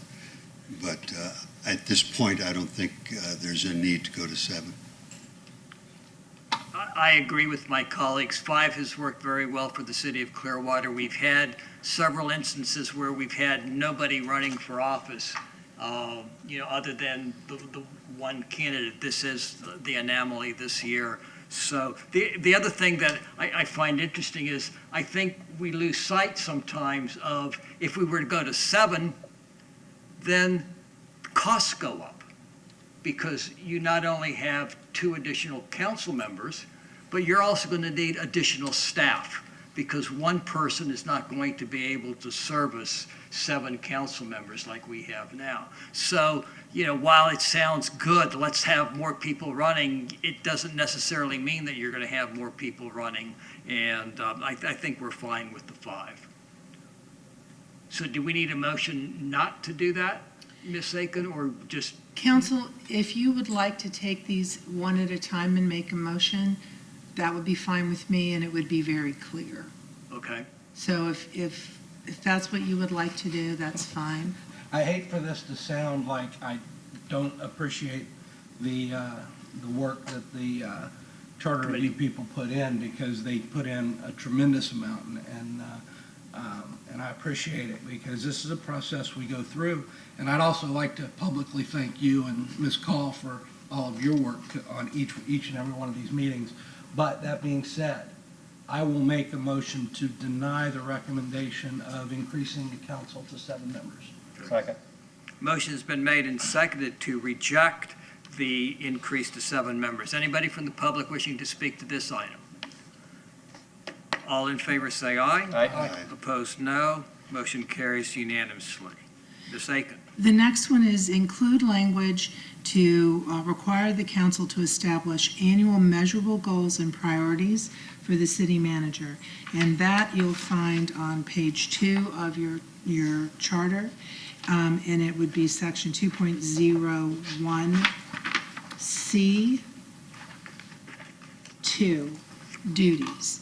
So one of the duties would be to establish annual measurable goals and priorities. Any questions of staff on this one? Mr. Poglaze. Did we do a cross-section comparison of different communities? Did they have any language like that within their charter? We did not do a survey of all communities, obviously, but there are communities that do have charter requirements for various different provisions like that. There's another one relating to evaluations. Right.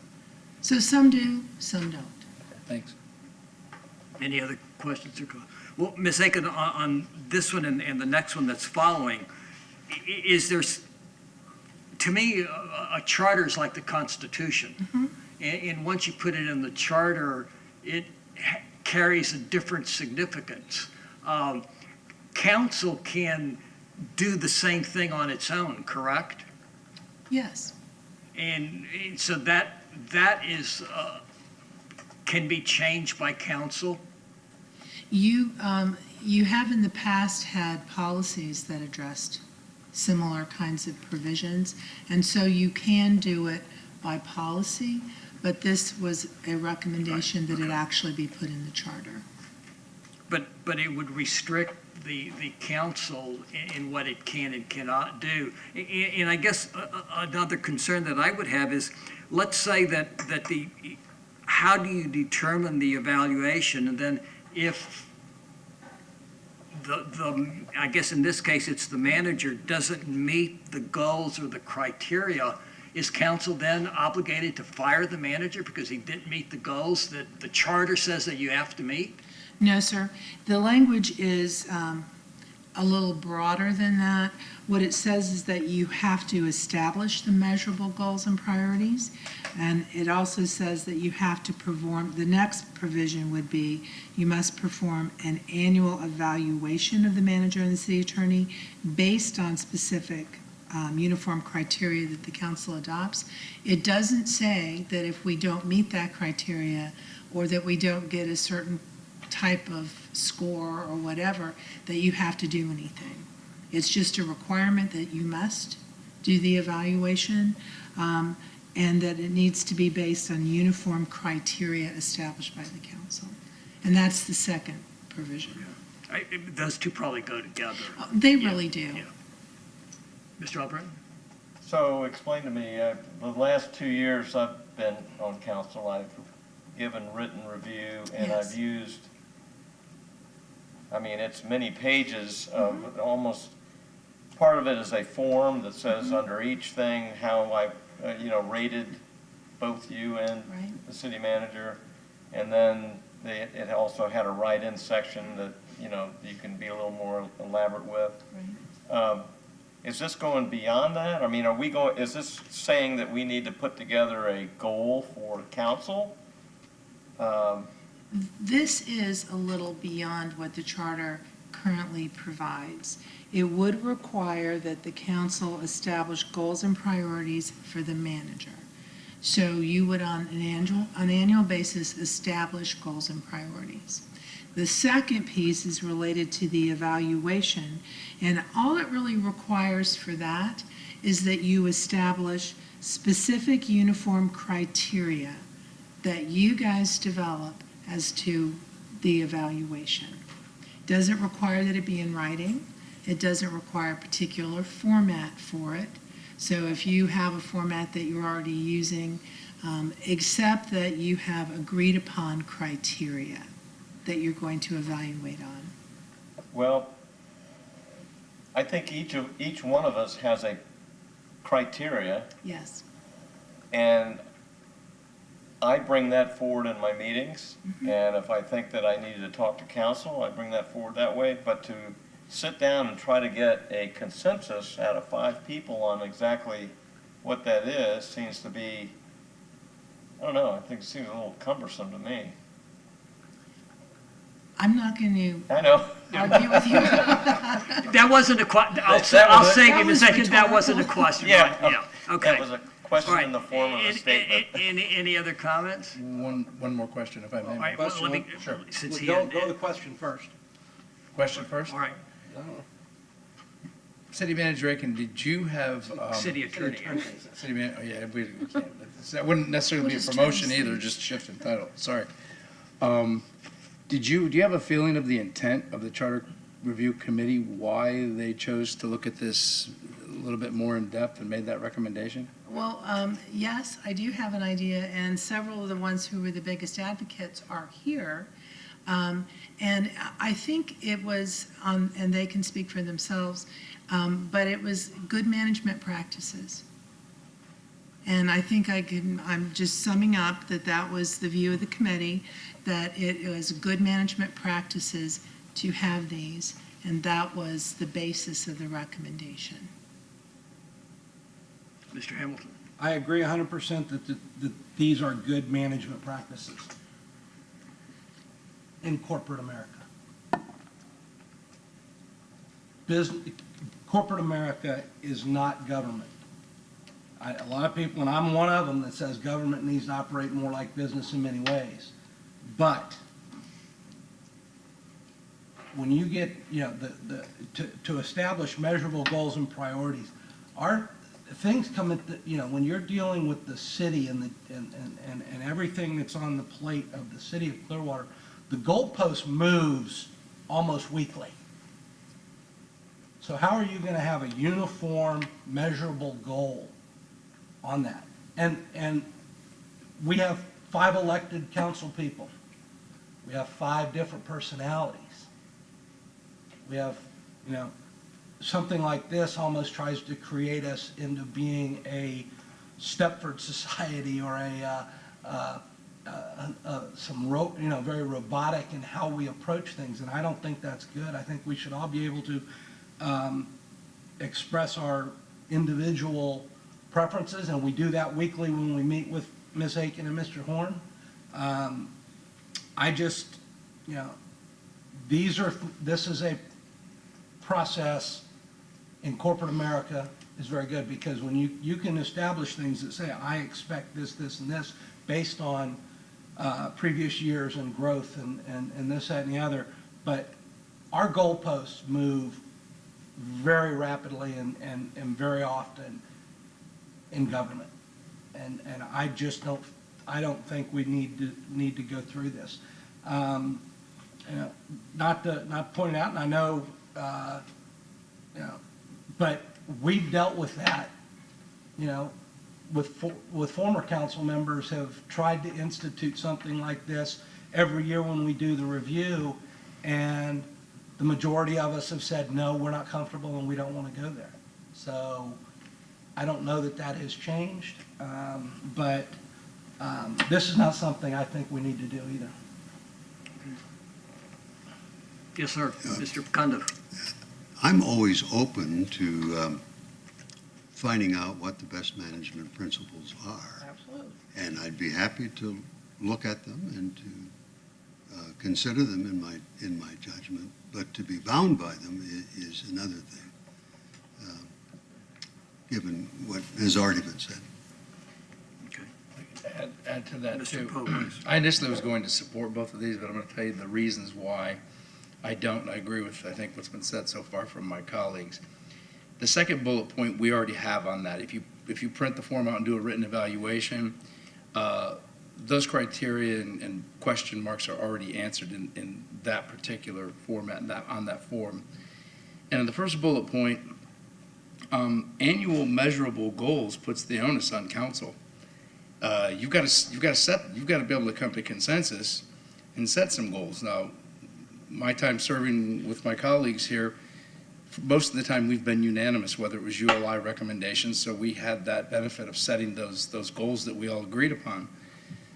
But future councils, you may have a 3-2 split, nobody agrees on the goals, yet we're now going to evaluate the city manager based on something maybe we weren't all 100% on the same page. So I can see possible bias, animosity in evaluating the city manager. So I think having said that, the option is always there. The city manager works for the 5 city council members, and if you don't feel that they're not, performing, you can have that anytime. You can have that conversation with the city manager. So for that reason, I don't see the need to do that. So that's where I'm at on that. Okay. Mayor, one other question. It says, the third bullet point, include language requiring each council to evaluate the city manager based on specific criteria, but. City attorney as well. And the city attorney as well. Yes. I was going to say, is it just, yeah. No, it's both. Okay. But again, I think the second and third bullet points, somebody else want to make the motion this time? I don't disagree with anything my colleagues have said. Again, this is the Constitution. The Constitution of the United States doesn't even have 30 amendments. And here we're trying to, micromanage, if you would, what a council can do when the council already has that authority to do it on its own. It has just chosen not to go in the direction that the Charter Review Committee, has recommended. So we would need if it's okay, can we have a motion on 2 and 3, bullet points 2 and 3? Okay, I'll make a motion, but I wanted to make one comment before. I think the reason is just because this is more of a political process. If we were in corporate America, it wouldn't be so much politics. But I mean, we have people that we represent that have wants that they want to bring to the city through us, and that's what I think is the difference. So I'm going to make a motion that we reject, bullet point 2 and 3. Is there a second? Second. Motion has been made and seconded to reject recommendations 2 and 3 from the Charter Review Committee. Anybody from the public to speak to this motion?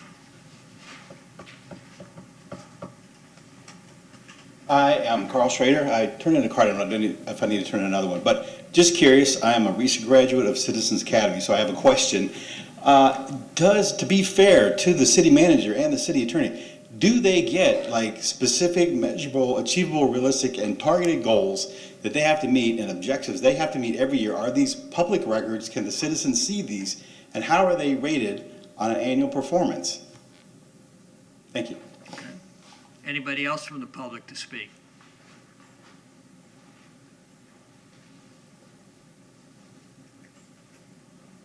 Good evening again. My name is Rudolph Mikulek, and I live on Clearwater Point. I believe the premise of the points being addressed is not so much to put a specific system in place for each of you to measure people, but simply to say that as a government agency, we believe that people should in fact have measurable goals, and they should have annual evaluations. And I think that's really all that the committee was really trying to attempt. Not to say this is how it should be structured or this should be what's in it, but simply say that we do in fact measure and provide a annual performance evaluation of our key people. Thank you.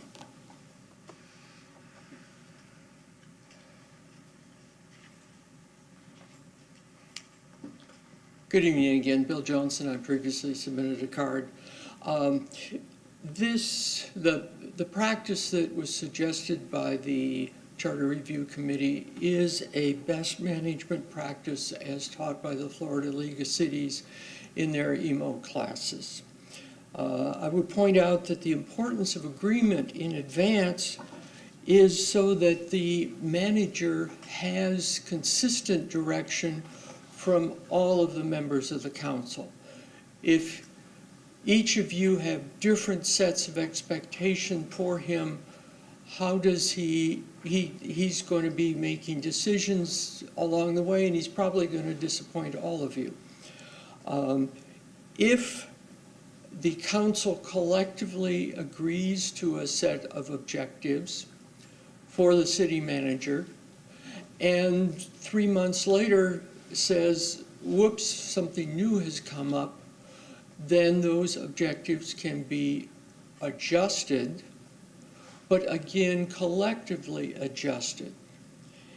If at the end of that process there is not agreement by the council members, and only 3 of the council members agree with the majority set of objectives, then at the end of the year, the city manager would be evaluated by all 5 of you against what the majority had given him as priorities for the year.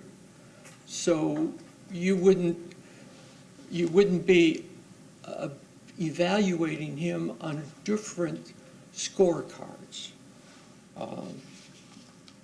That's just a summary I wanted to share with you. I think that the Charter Review Committee had some similar thoughts. Anybody else from the public wishing to speak? Marita Lynch and I submitted a card. We had a lot of discussion about this, and basically it did come down to the premise that Pam Aiken said, that it's good management practice. And to echo some of the things that have been spoken about by people before me, to have specific measurable goals and criteria provide good management. If you can't measure it, you can't manage it. And if you have consistent criteria between the 5 of you, then the city manager and the city attorney are not subject to arbitrary evaluations and criteria that are individualized for each of you. But it's not just for them, it's also for the public purpose, because although you are elected representatives, you are also public servants. And it is important that the people that you work for know that there are specific criteria that their leadership is held accountable to, and that we can be made aware of, and that know the goals of the city, and that the performance of this individuals are reflected in the goals of the city. That's consistent across the board. So it's not just good management, it's also good government, that you're being accountable to the citizens and transparent to the citizens. And that was my thought, and there was some consensus amongst the Charter Review Committee. Anybody else from the public to speak? I think the thought is that we're going to Again, have a please, new attorney. please I'm sorry, identify. Kelly. We're going to And have if a you new turn attorney. in the card? I will. We'll have a new attorney and a new city manager, and the concern is that we need to give them a direction and goals, and it needs to be in writing. And I think that was part of the direction. I didn't hear anybody else mention that. Motion has been made and seconded. Any other comments, council? Mr. Publix. So based on all the citizens that have just spoke, and especially Ms. Kelly, the last comment she made, with a new city attorney and new city manager coming in at some point, I'm going to be changing my mind and supporting those 2 bullet points. Okay. Mr. Albritton? Well, I think everybody had a good argument, and I'm not going to change my mind, put it in the charter, but I do think, as I have in the last couple of years, I use a form that has 3 or 4 pages of items. I think that the council could probably come up with a standardized thing so everybody could get on the same. I like the idea of having everything on the same page, but I don't think we need to put that in the charter to do it. I think it's something we could take on as a council, one of the items that the council can do. So I'm going to take that recommendation, but I'm not going to require it to be in the charter. Mr. Cundiff? Ditto. Yeah. No, I think that's what the public is losing sight of. We have that authority now. We set our strategic plans. We meet with the manager, you know. We adjust our goals all the time. You know, every time we pass a vote of one kind or another, that technically adjusts our goals. We're not hiding anything. We have a public review. It's required now. Council has done this. It hasn't gone in the direction of some former members of council who wanted to do it a different way, but that's where we are. And to put something like this, again, in the Constitution doesn't seem practical, in my opinion. Motion has been made and seconded to reject bullet points 2 and 3 as recommended by the Charter Review Committee. All in favor say aye. Aye. Opposed, no. No. Motion carries 4-1 with Mr. Pogles in opposition. Bullet point number 4. The next bullet point is language in the real property section, which is 2.01D5 limitations. And this is a change that was requested by staff, specifically ED, and what it relates to is it amends the amount of property that can be donated or sold for less than fair market value for workforce or affordable housing. And it also addresses uneconomic remainders of land can be sold to abutting property owners without a bid requirement. So it changes from the current amount of property, which was, I believe it was half acre, and now it would be 5. Yes, it was 1/2 acre, and they're recommending 5. Any questions of staff on this?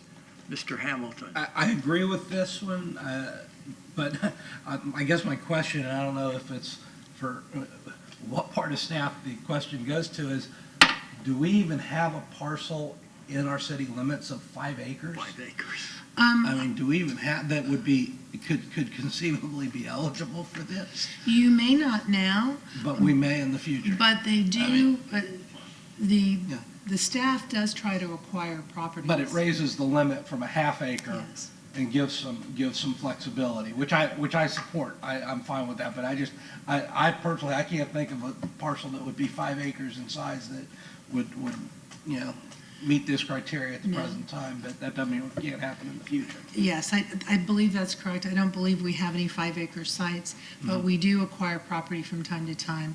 We are getting some property in foreclosures, et cetera. This is a maximum size.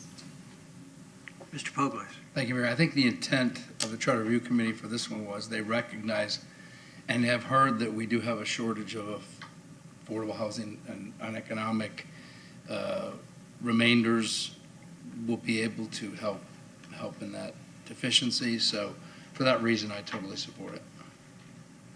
Mr. Cundiff? I'd be happy to move that we approve the, Well, let's finish questions first. Okay, any other questions? No. Ms. Aiken, So what we're doing here is saying we can go up to 5 acres. Okay, that's not the minimum, it's the maximum, okay? Yes, sir. And then, let me ask this question, and I know we currently have it in the charter as workforce or affordable housing. Yes, sir. But as we're discussing this, especially now that the county has designated the penny for money off the top for housing purposes, they're going to start using the word just workforce housing as opposed to affordable housing. Does that make a difference? Would you want to, well, we define workforce and affordable housing in the charter provision, and it's housing that does not exceed the 120% of the area median income.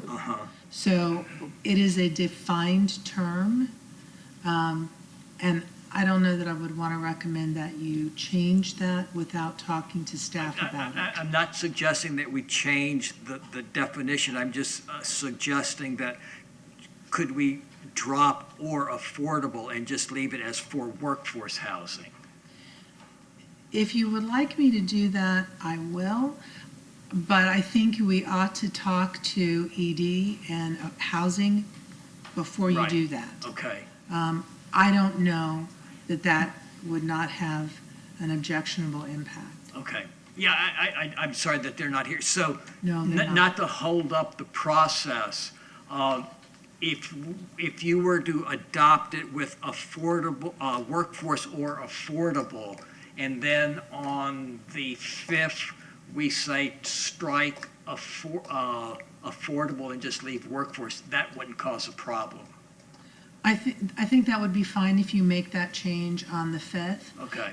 assuming housing says that's okay. That's okay, understood, right, okay? Yeah. So, If I could add to that comment Yeah. too, I mean, we've changed terminology from low income to affordable and workforce. Some of the definitions for these tax credit projects may have right, yeah. affordable / workforce Yeah, housing, so yeah, we don't so want we may be to cut our limited, own. yeah. They don't all go up to 100%. Okay, well, if council, if y'all are comfortable just keeping it the way it is, but check with staff to see if they're, okay. Yes. I'm just trying to think about maybe being consistent with what the county is suggesting that we do. I'll make a motion to move bullet point 4 forward. Is there a second? Second. Motion's been made and actually, we'll let Mr. Cundiff make, because he wanted to make that Okay, motion. there we go. Okay, and I didn't recognize you anyway, Mr. Hamilton. Mr. Cundiff. So moved. And you can second, Mr. And second. Okay. Thank you. Motion's been made and seconded to approve, to move forward, Charter Review Committee recommendation number 4. Anybody from the public to speak to this motion? All comments, council? All in favor say aye. Aye. Opposed, no. Motion carries unanimously. Bullet point number 5. That's a cleanup provision. We had, this was the language that authorized the Marine Aquarium, which of course did not come to fruition. So, Any questions? Anybody from the public to speak? Okay. Move approval. Second. Motion's been made and seconded to approve Charter Review Committee recommendation number 5, or bullet point number 5. All in favor say aye. Comments? All in favor say aye. Aye. Opposed, no. Motion carries unanimously. Ms. Aiken. the 6th provision is include language to research and report to the environmental impact of all decisions with the goal of reducing our energy consumption, waste generation, and our dependence on fossil fuels and production of greenhouse gases. The intent is to include such a statement in agenda items. Where you'll find that in the charter provision is 2.01C7, and that was the language that is proposed. So this would require on council actions that there be, that the council, this is a duty of council, research and report the environmental impact of all decisions with the goal of reducing our energy consumption, waste generation, our dependence on fossil fuels, and production of greenhouse gases. So, I'm going to ask the first question, Council, if that's okay. All decisions, does that mean, for example, the discussion we had this evening on the bonds, we would have to decide whether or not there was an environmental impact? Certainly, the underlying projects, you would have to decide if there's an environmental impact. But I don't, on the issuance of bonds, I'm not sure that that would be a relevant provision. If you're talking about items where there's no action being taken. I mean, that's issuance of bonds. It does say all. Printing paper. Well, that's true. Wait, let me ask a different one then. We had annexations. Yes. Would we have to go out and decide whether or not the property we're annexing is going to increase our greenhouse emissions to service that property for solid waste pickup? The way that this is drafted, all decisions, I would say that you would have to consider annexations in that issue. So that is a issue, bringing property into the city. Mr. Hamilton? I will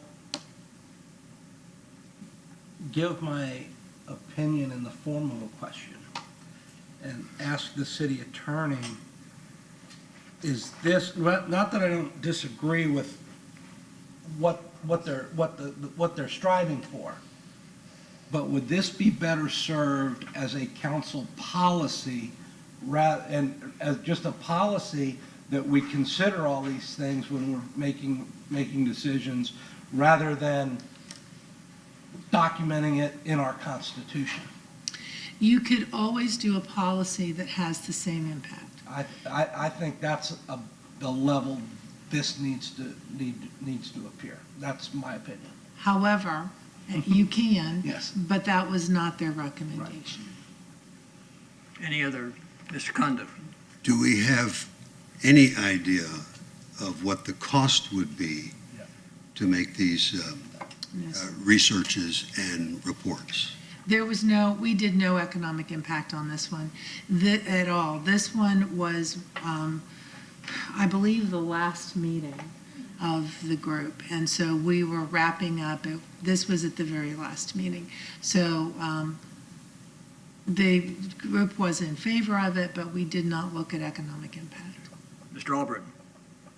Well, we've just basically hired a resiliency and sustainability person that's supposed to be giving input on all our projects and our new stuff at Imagine Clearwater and any stuff that the city builds. So I think that we kind of are going in that direction, but I don't know to say every decision that we make has to have something looked at. I think we're going in the right direction already, and I mean, I'm an advocate of that. I think everything we do that has to do with building, we ought to see if we can do it in a green way or something where we can, put some kind of energy efficiency and everything else in it. But to say every decision we make and then we got to do research on it, I mean, it's hard enough to get things moving along at a good rate now. And if you put that kind of it'll be like putting the brakes on, I think, to everything we're doing. But okay, I need a motion. Motion to deny the recommendation of the Charter Review Committee. Reject. Let's use the word reject. Reject. Yeah. Apologies. No. To reject the last bullet point. Okay. Is there a second? Motion has been made and seconded to reject the Charter Review Committee recommendation number 6, bullet point number 6. Anybody from the public to speak to this motion? Comments, council?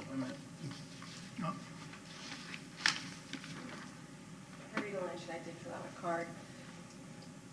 We did have trouble with the wording of this, and it was at the end. But there was a consensus among us that that climate change is one of the, if not the premier challenge of our time, and that we would be derelict in our duty if we did not address it. And the intent was that with any decision that comes before council, that as you consider the economic implications, as you consider the political implications, that you also be required to include the environmental implications, and that be interwoven into all the decisions that you make. So it would be part and parcel of every decision, of every thought process of how you approach your decisions. And yes, maybe there are other ways you can do that, but it's such an important issue that we brought it before you, that we made this recommendation, that it be interwoven intimately into your decision process. Motion's been made and seconded. Any other comments, council? I'm sorry, Mr. Albritton? I think we could make a policy out of that, but I don't think it needs to be in the charter.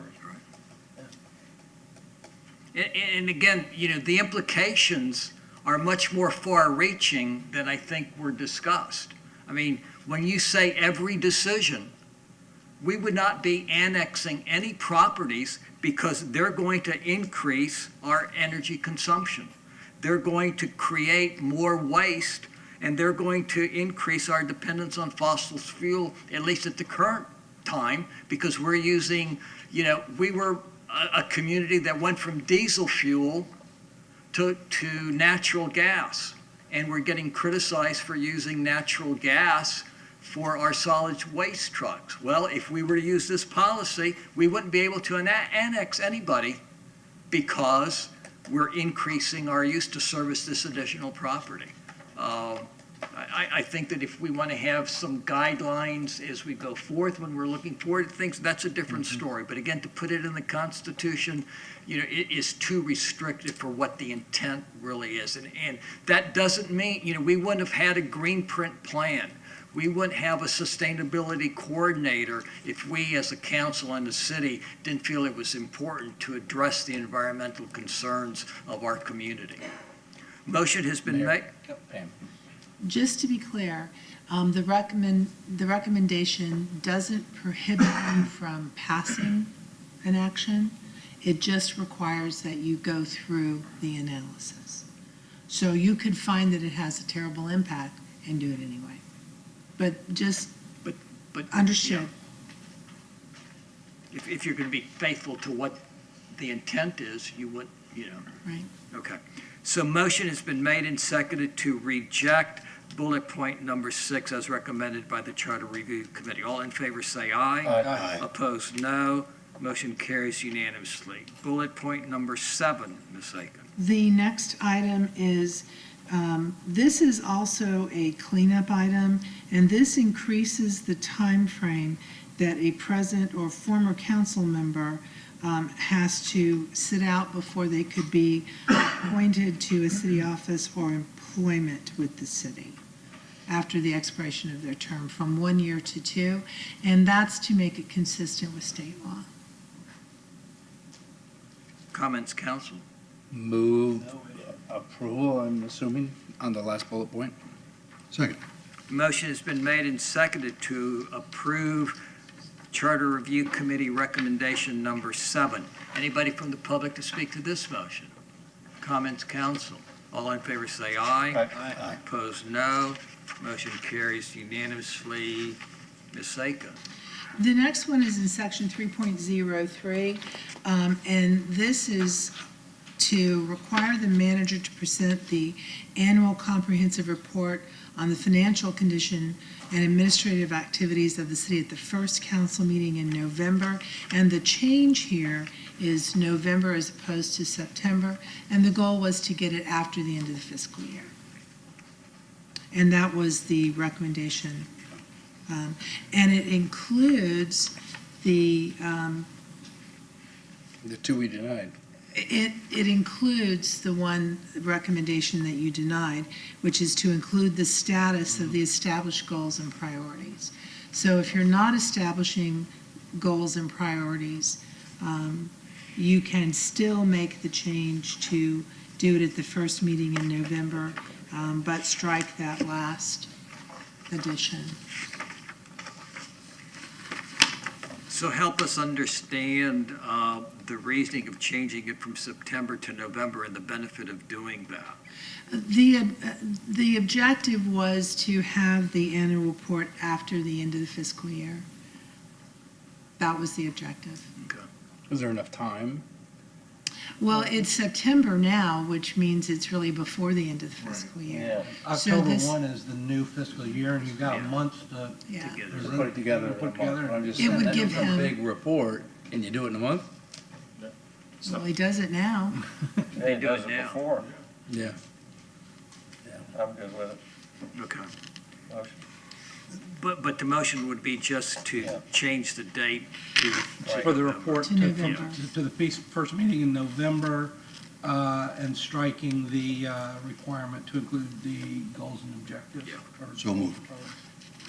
Okay, motion has been made and seconded to approve Charter Review Committee recommendation number 8 with the exclusion of the last paragraph or the last portion following, stop at in November instead of September, period. Okay.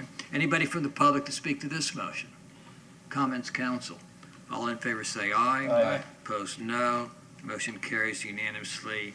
Agenda, bullet point number 9. And this is the last bullet point for charter amendment. And this is to increase the time for charter review from currently 5 years to 8. Even though currently it says 5, because of the way we have to calculate it, it's really every 4 years. So the recommendation was to move it to every 8 years instead of effectively every 4 years. And if we do this, we're not changing, if somebody wants to do a petition drive or whatever, Exactly. all that stays in effect. So whether it's 4 years or 8 years or 20 years, I Right. think the city of Tampa is 20 years. Yes. That doesn't matter. You also can at any time decide that you wanted to make revisions. Okay. Unfortunately, we've tried this one We have several times. several times, so we'll try again, I guess. I think I'll write it differently this Okay. time. Need a motion to approve. I make a motion to approve section 9. number 9. Second? Second. Motion's been made and seconded to approve Charter Review Committee recommendation bullet point number 9. Anybody from the public to speak to this motion? Comments, council? All in favor say aye. Aye. Opposed, no. Motion carries unanimously. Ms. Aiken, do you have anything further for us? Mayor, there was a recommendation of the committee, although it is not a proposed charter amendment. I don't know when you would like to discuss that recommendation, but it was not proposed as an amendment to charter. It was proposed to be discussed. Mr. Albrecht? I've had the opportunity to talk to staff about some building department issues, and one of the items was the ombudsman that we do have that works out of the building department. A lot of people don't know he's there, so I would say, let's see how staff comes back and see if we can maybe incorporate that into, because it would come out of planning anyway. And it'd probably be a job that the ombudsman from planning would take on. So if you'd like, I'll go ahead and discuss that with the city manager and staff as we go forward with the building department. Okay. I'm fine with that. Okay. All righty. Closing comments, Mr. Hamilton. Mayor, if I can ask for a little leeway on the 3 minutes because of what I'm about to say. This is in response to all of the comments we got during Citizens to be Heard about parking in downtown. While we have not committed to a parking garage of any size and specific location, although we have, most of us, I think, agree on a certain location, but we don't have control of that location right now. And the planning and development and building of it is still 2 years minimum away before it would be functional, I would believe. But I'm a little disappointed that somebody, and I can't do it because I'm on the council, I can't have a contract with the city, but I think there's an opportunity, because there's a lot of parking in downtown Clearwater, contrary to what we're being told. There's, especially at night, but even during the day, there's still, because we haven't ripped them up yet, there's still, 400 or 500 spaces down in front of the old Harborview Center. Now, yeah, you gotta walk up the hill to get into downtown from them, but they're free parking spaces. But at night, Garden Street Garage is empty. The county's parking garage at the end of Osceola is empty and free at night. City parking is free, but there's an opportunity. Yeah, it's not walk out of the parking garage and into the restaurant, but there's probably an opportunity for somebody to operate a shuttle type service that would have a little circle route to pick people up from those parking locations, take them into downtown, drop them off in the block that they want to be on, the 600 block, the 400 block, whatever, and circle back around, pick people, and conversely pick customers up coming out of the restaurant to get them back to their parking spots. I think there's an opportunity there, because there is, especially at night, a lot of parking available. And I think there's that opportunity, and I'm surprised that the downtown merchants haven't come forward with that opportunity. I just think it's there. There is a lot of parking available in downtown at night. No, it's not all 100-foot walk to the store or restaurant they want to be in, but in sheer numbers, there's more parking than we have. There's adequate parking for everything there is to do in downtown right now, I believe. And I'm not saying that to take a shot at downtown, but I just think, they're coming to us saying, please build us our parking garage at, where the PSTA buses are. Yes, I think it's a great location for a parking garage. But acquiring that property, planning it, permitting it, and building it is still 2 years away. So in those 2 years, what other options do we have? I think there's an opportunity for a, possible shuttle service to service these other these outlying locations to bring those customers and patrons into downtown. So I think we should, throw it out there, see what happens. Mr. Albrecht? Well, I can continue on with it a little bit. I've been a big advocate for parking downtown for 15 years. But what I've found is that it's almost like a chess game.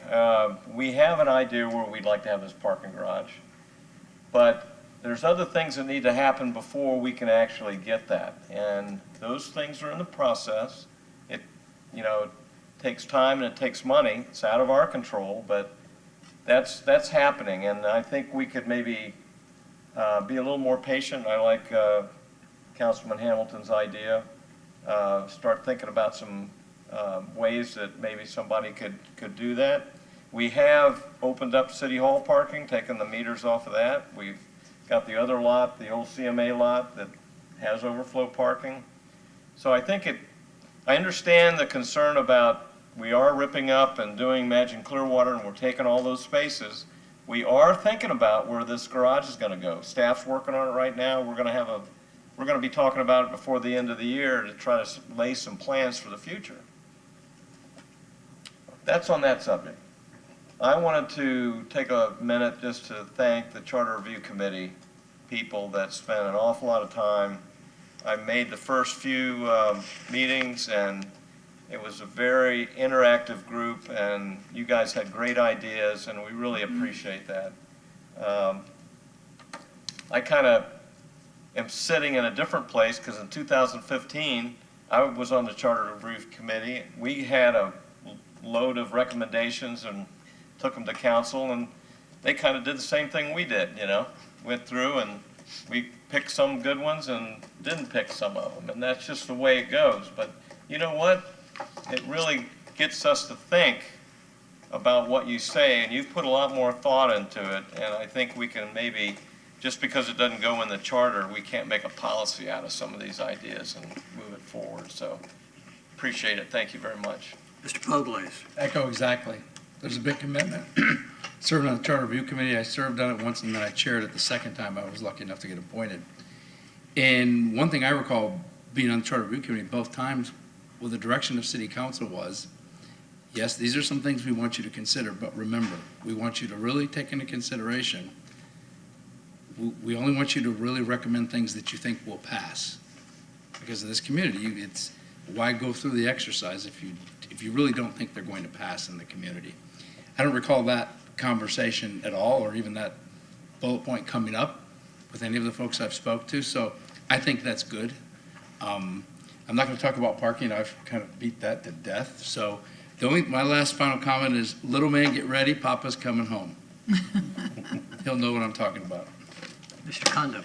I too want to thank the Charter Review Committee for all of their work. And 30 seconds on parking. I remember our friend Joe Corvino talked to me over a year ago, maybe 2 years now, about a valet service that he was thinking about, paid for by small fees from the businesses. And if you all are interested, I could reach out to him and see if he'd want to come and talk to us about it. If he's still interested. He moved out of Water's Edge, so he lives over on my side of town. But, let me know. I'll be happy to talk with him. Let me finish by saying this is Thanksgiving coming up. The best attitude in my book is gratitude. I'm going to try to have that one. Well, I'm going to throw in my 2 cents on the parking once again. Remember, everybody who came up and spoke, put it at the 400 block, put it at the 500 block, put it at the 600 block. I know a property owner who came to me and said, you need to build a parking garage, and I have the property. And I said, well, why don't you build it? And the response was sort of, well, I'm not going to make any money on it. Well, so the city should build a parking garage and not make any money? Yeah. Let me, on behalf of all of us, again, thank the Charter Review Committee. In our meetings with Ms. Aiken and in our conversations with Ms. Call, both of them reiterated how hard y'all worked and how excited they were to be able to work with you. They may have gotten frustrated at times. You may have gotten frustrated with them. You probably are frustrated with us, but it is a process that really did work, and I know that they appreciated the efforts and we appreciated the efforts that y'all put into it. So on behalf of all of us, thank you very much for doing that.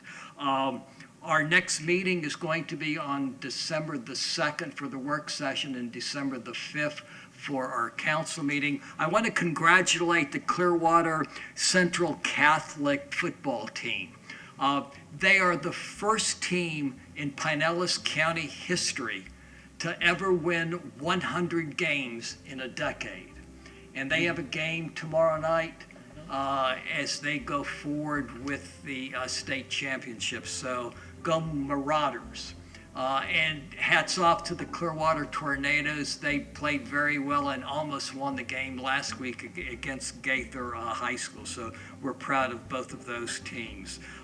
We remind everybody that the Festival of Trees will be this weekend at the Long Center. This benefits the ARC Foundation of Tampa Bay. It will be open Friday, Saturday, and Sunday. Thanksgiving Day, Thanksgiving camps will be held at our Clearwater Recreation Centers Monday, Tuesday, and Wednesday of next week. Because of the Thanksgiving Day holiday, We will have our offices and libraries and parks and rec centers will be closed on Thursday and Friday.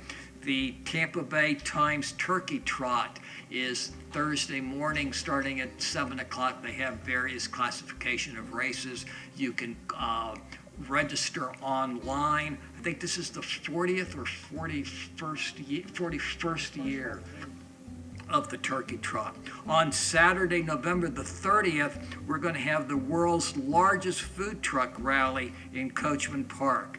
So we would encourage you, if you haven't had enough turkey, bring your leftover turkey to the food trucks, and maybe we can have a big after Thanksgiving party then.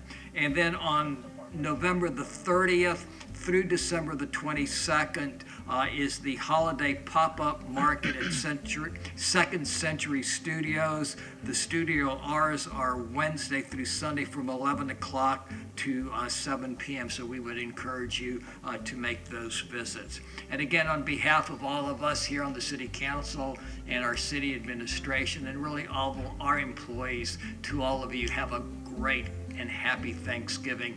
And as Mr. Kundo said, please remember to give thanks for all the blessings that have been bestowed upon us.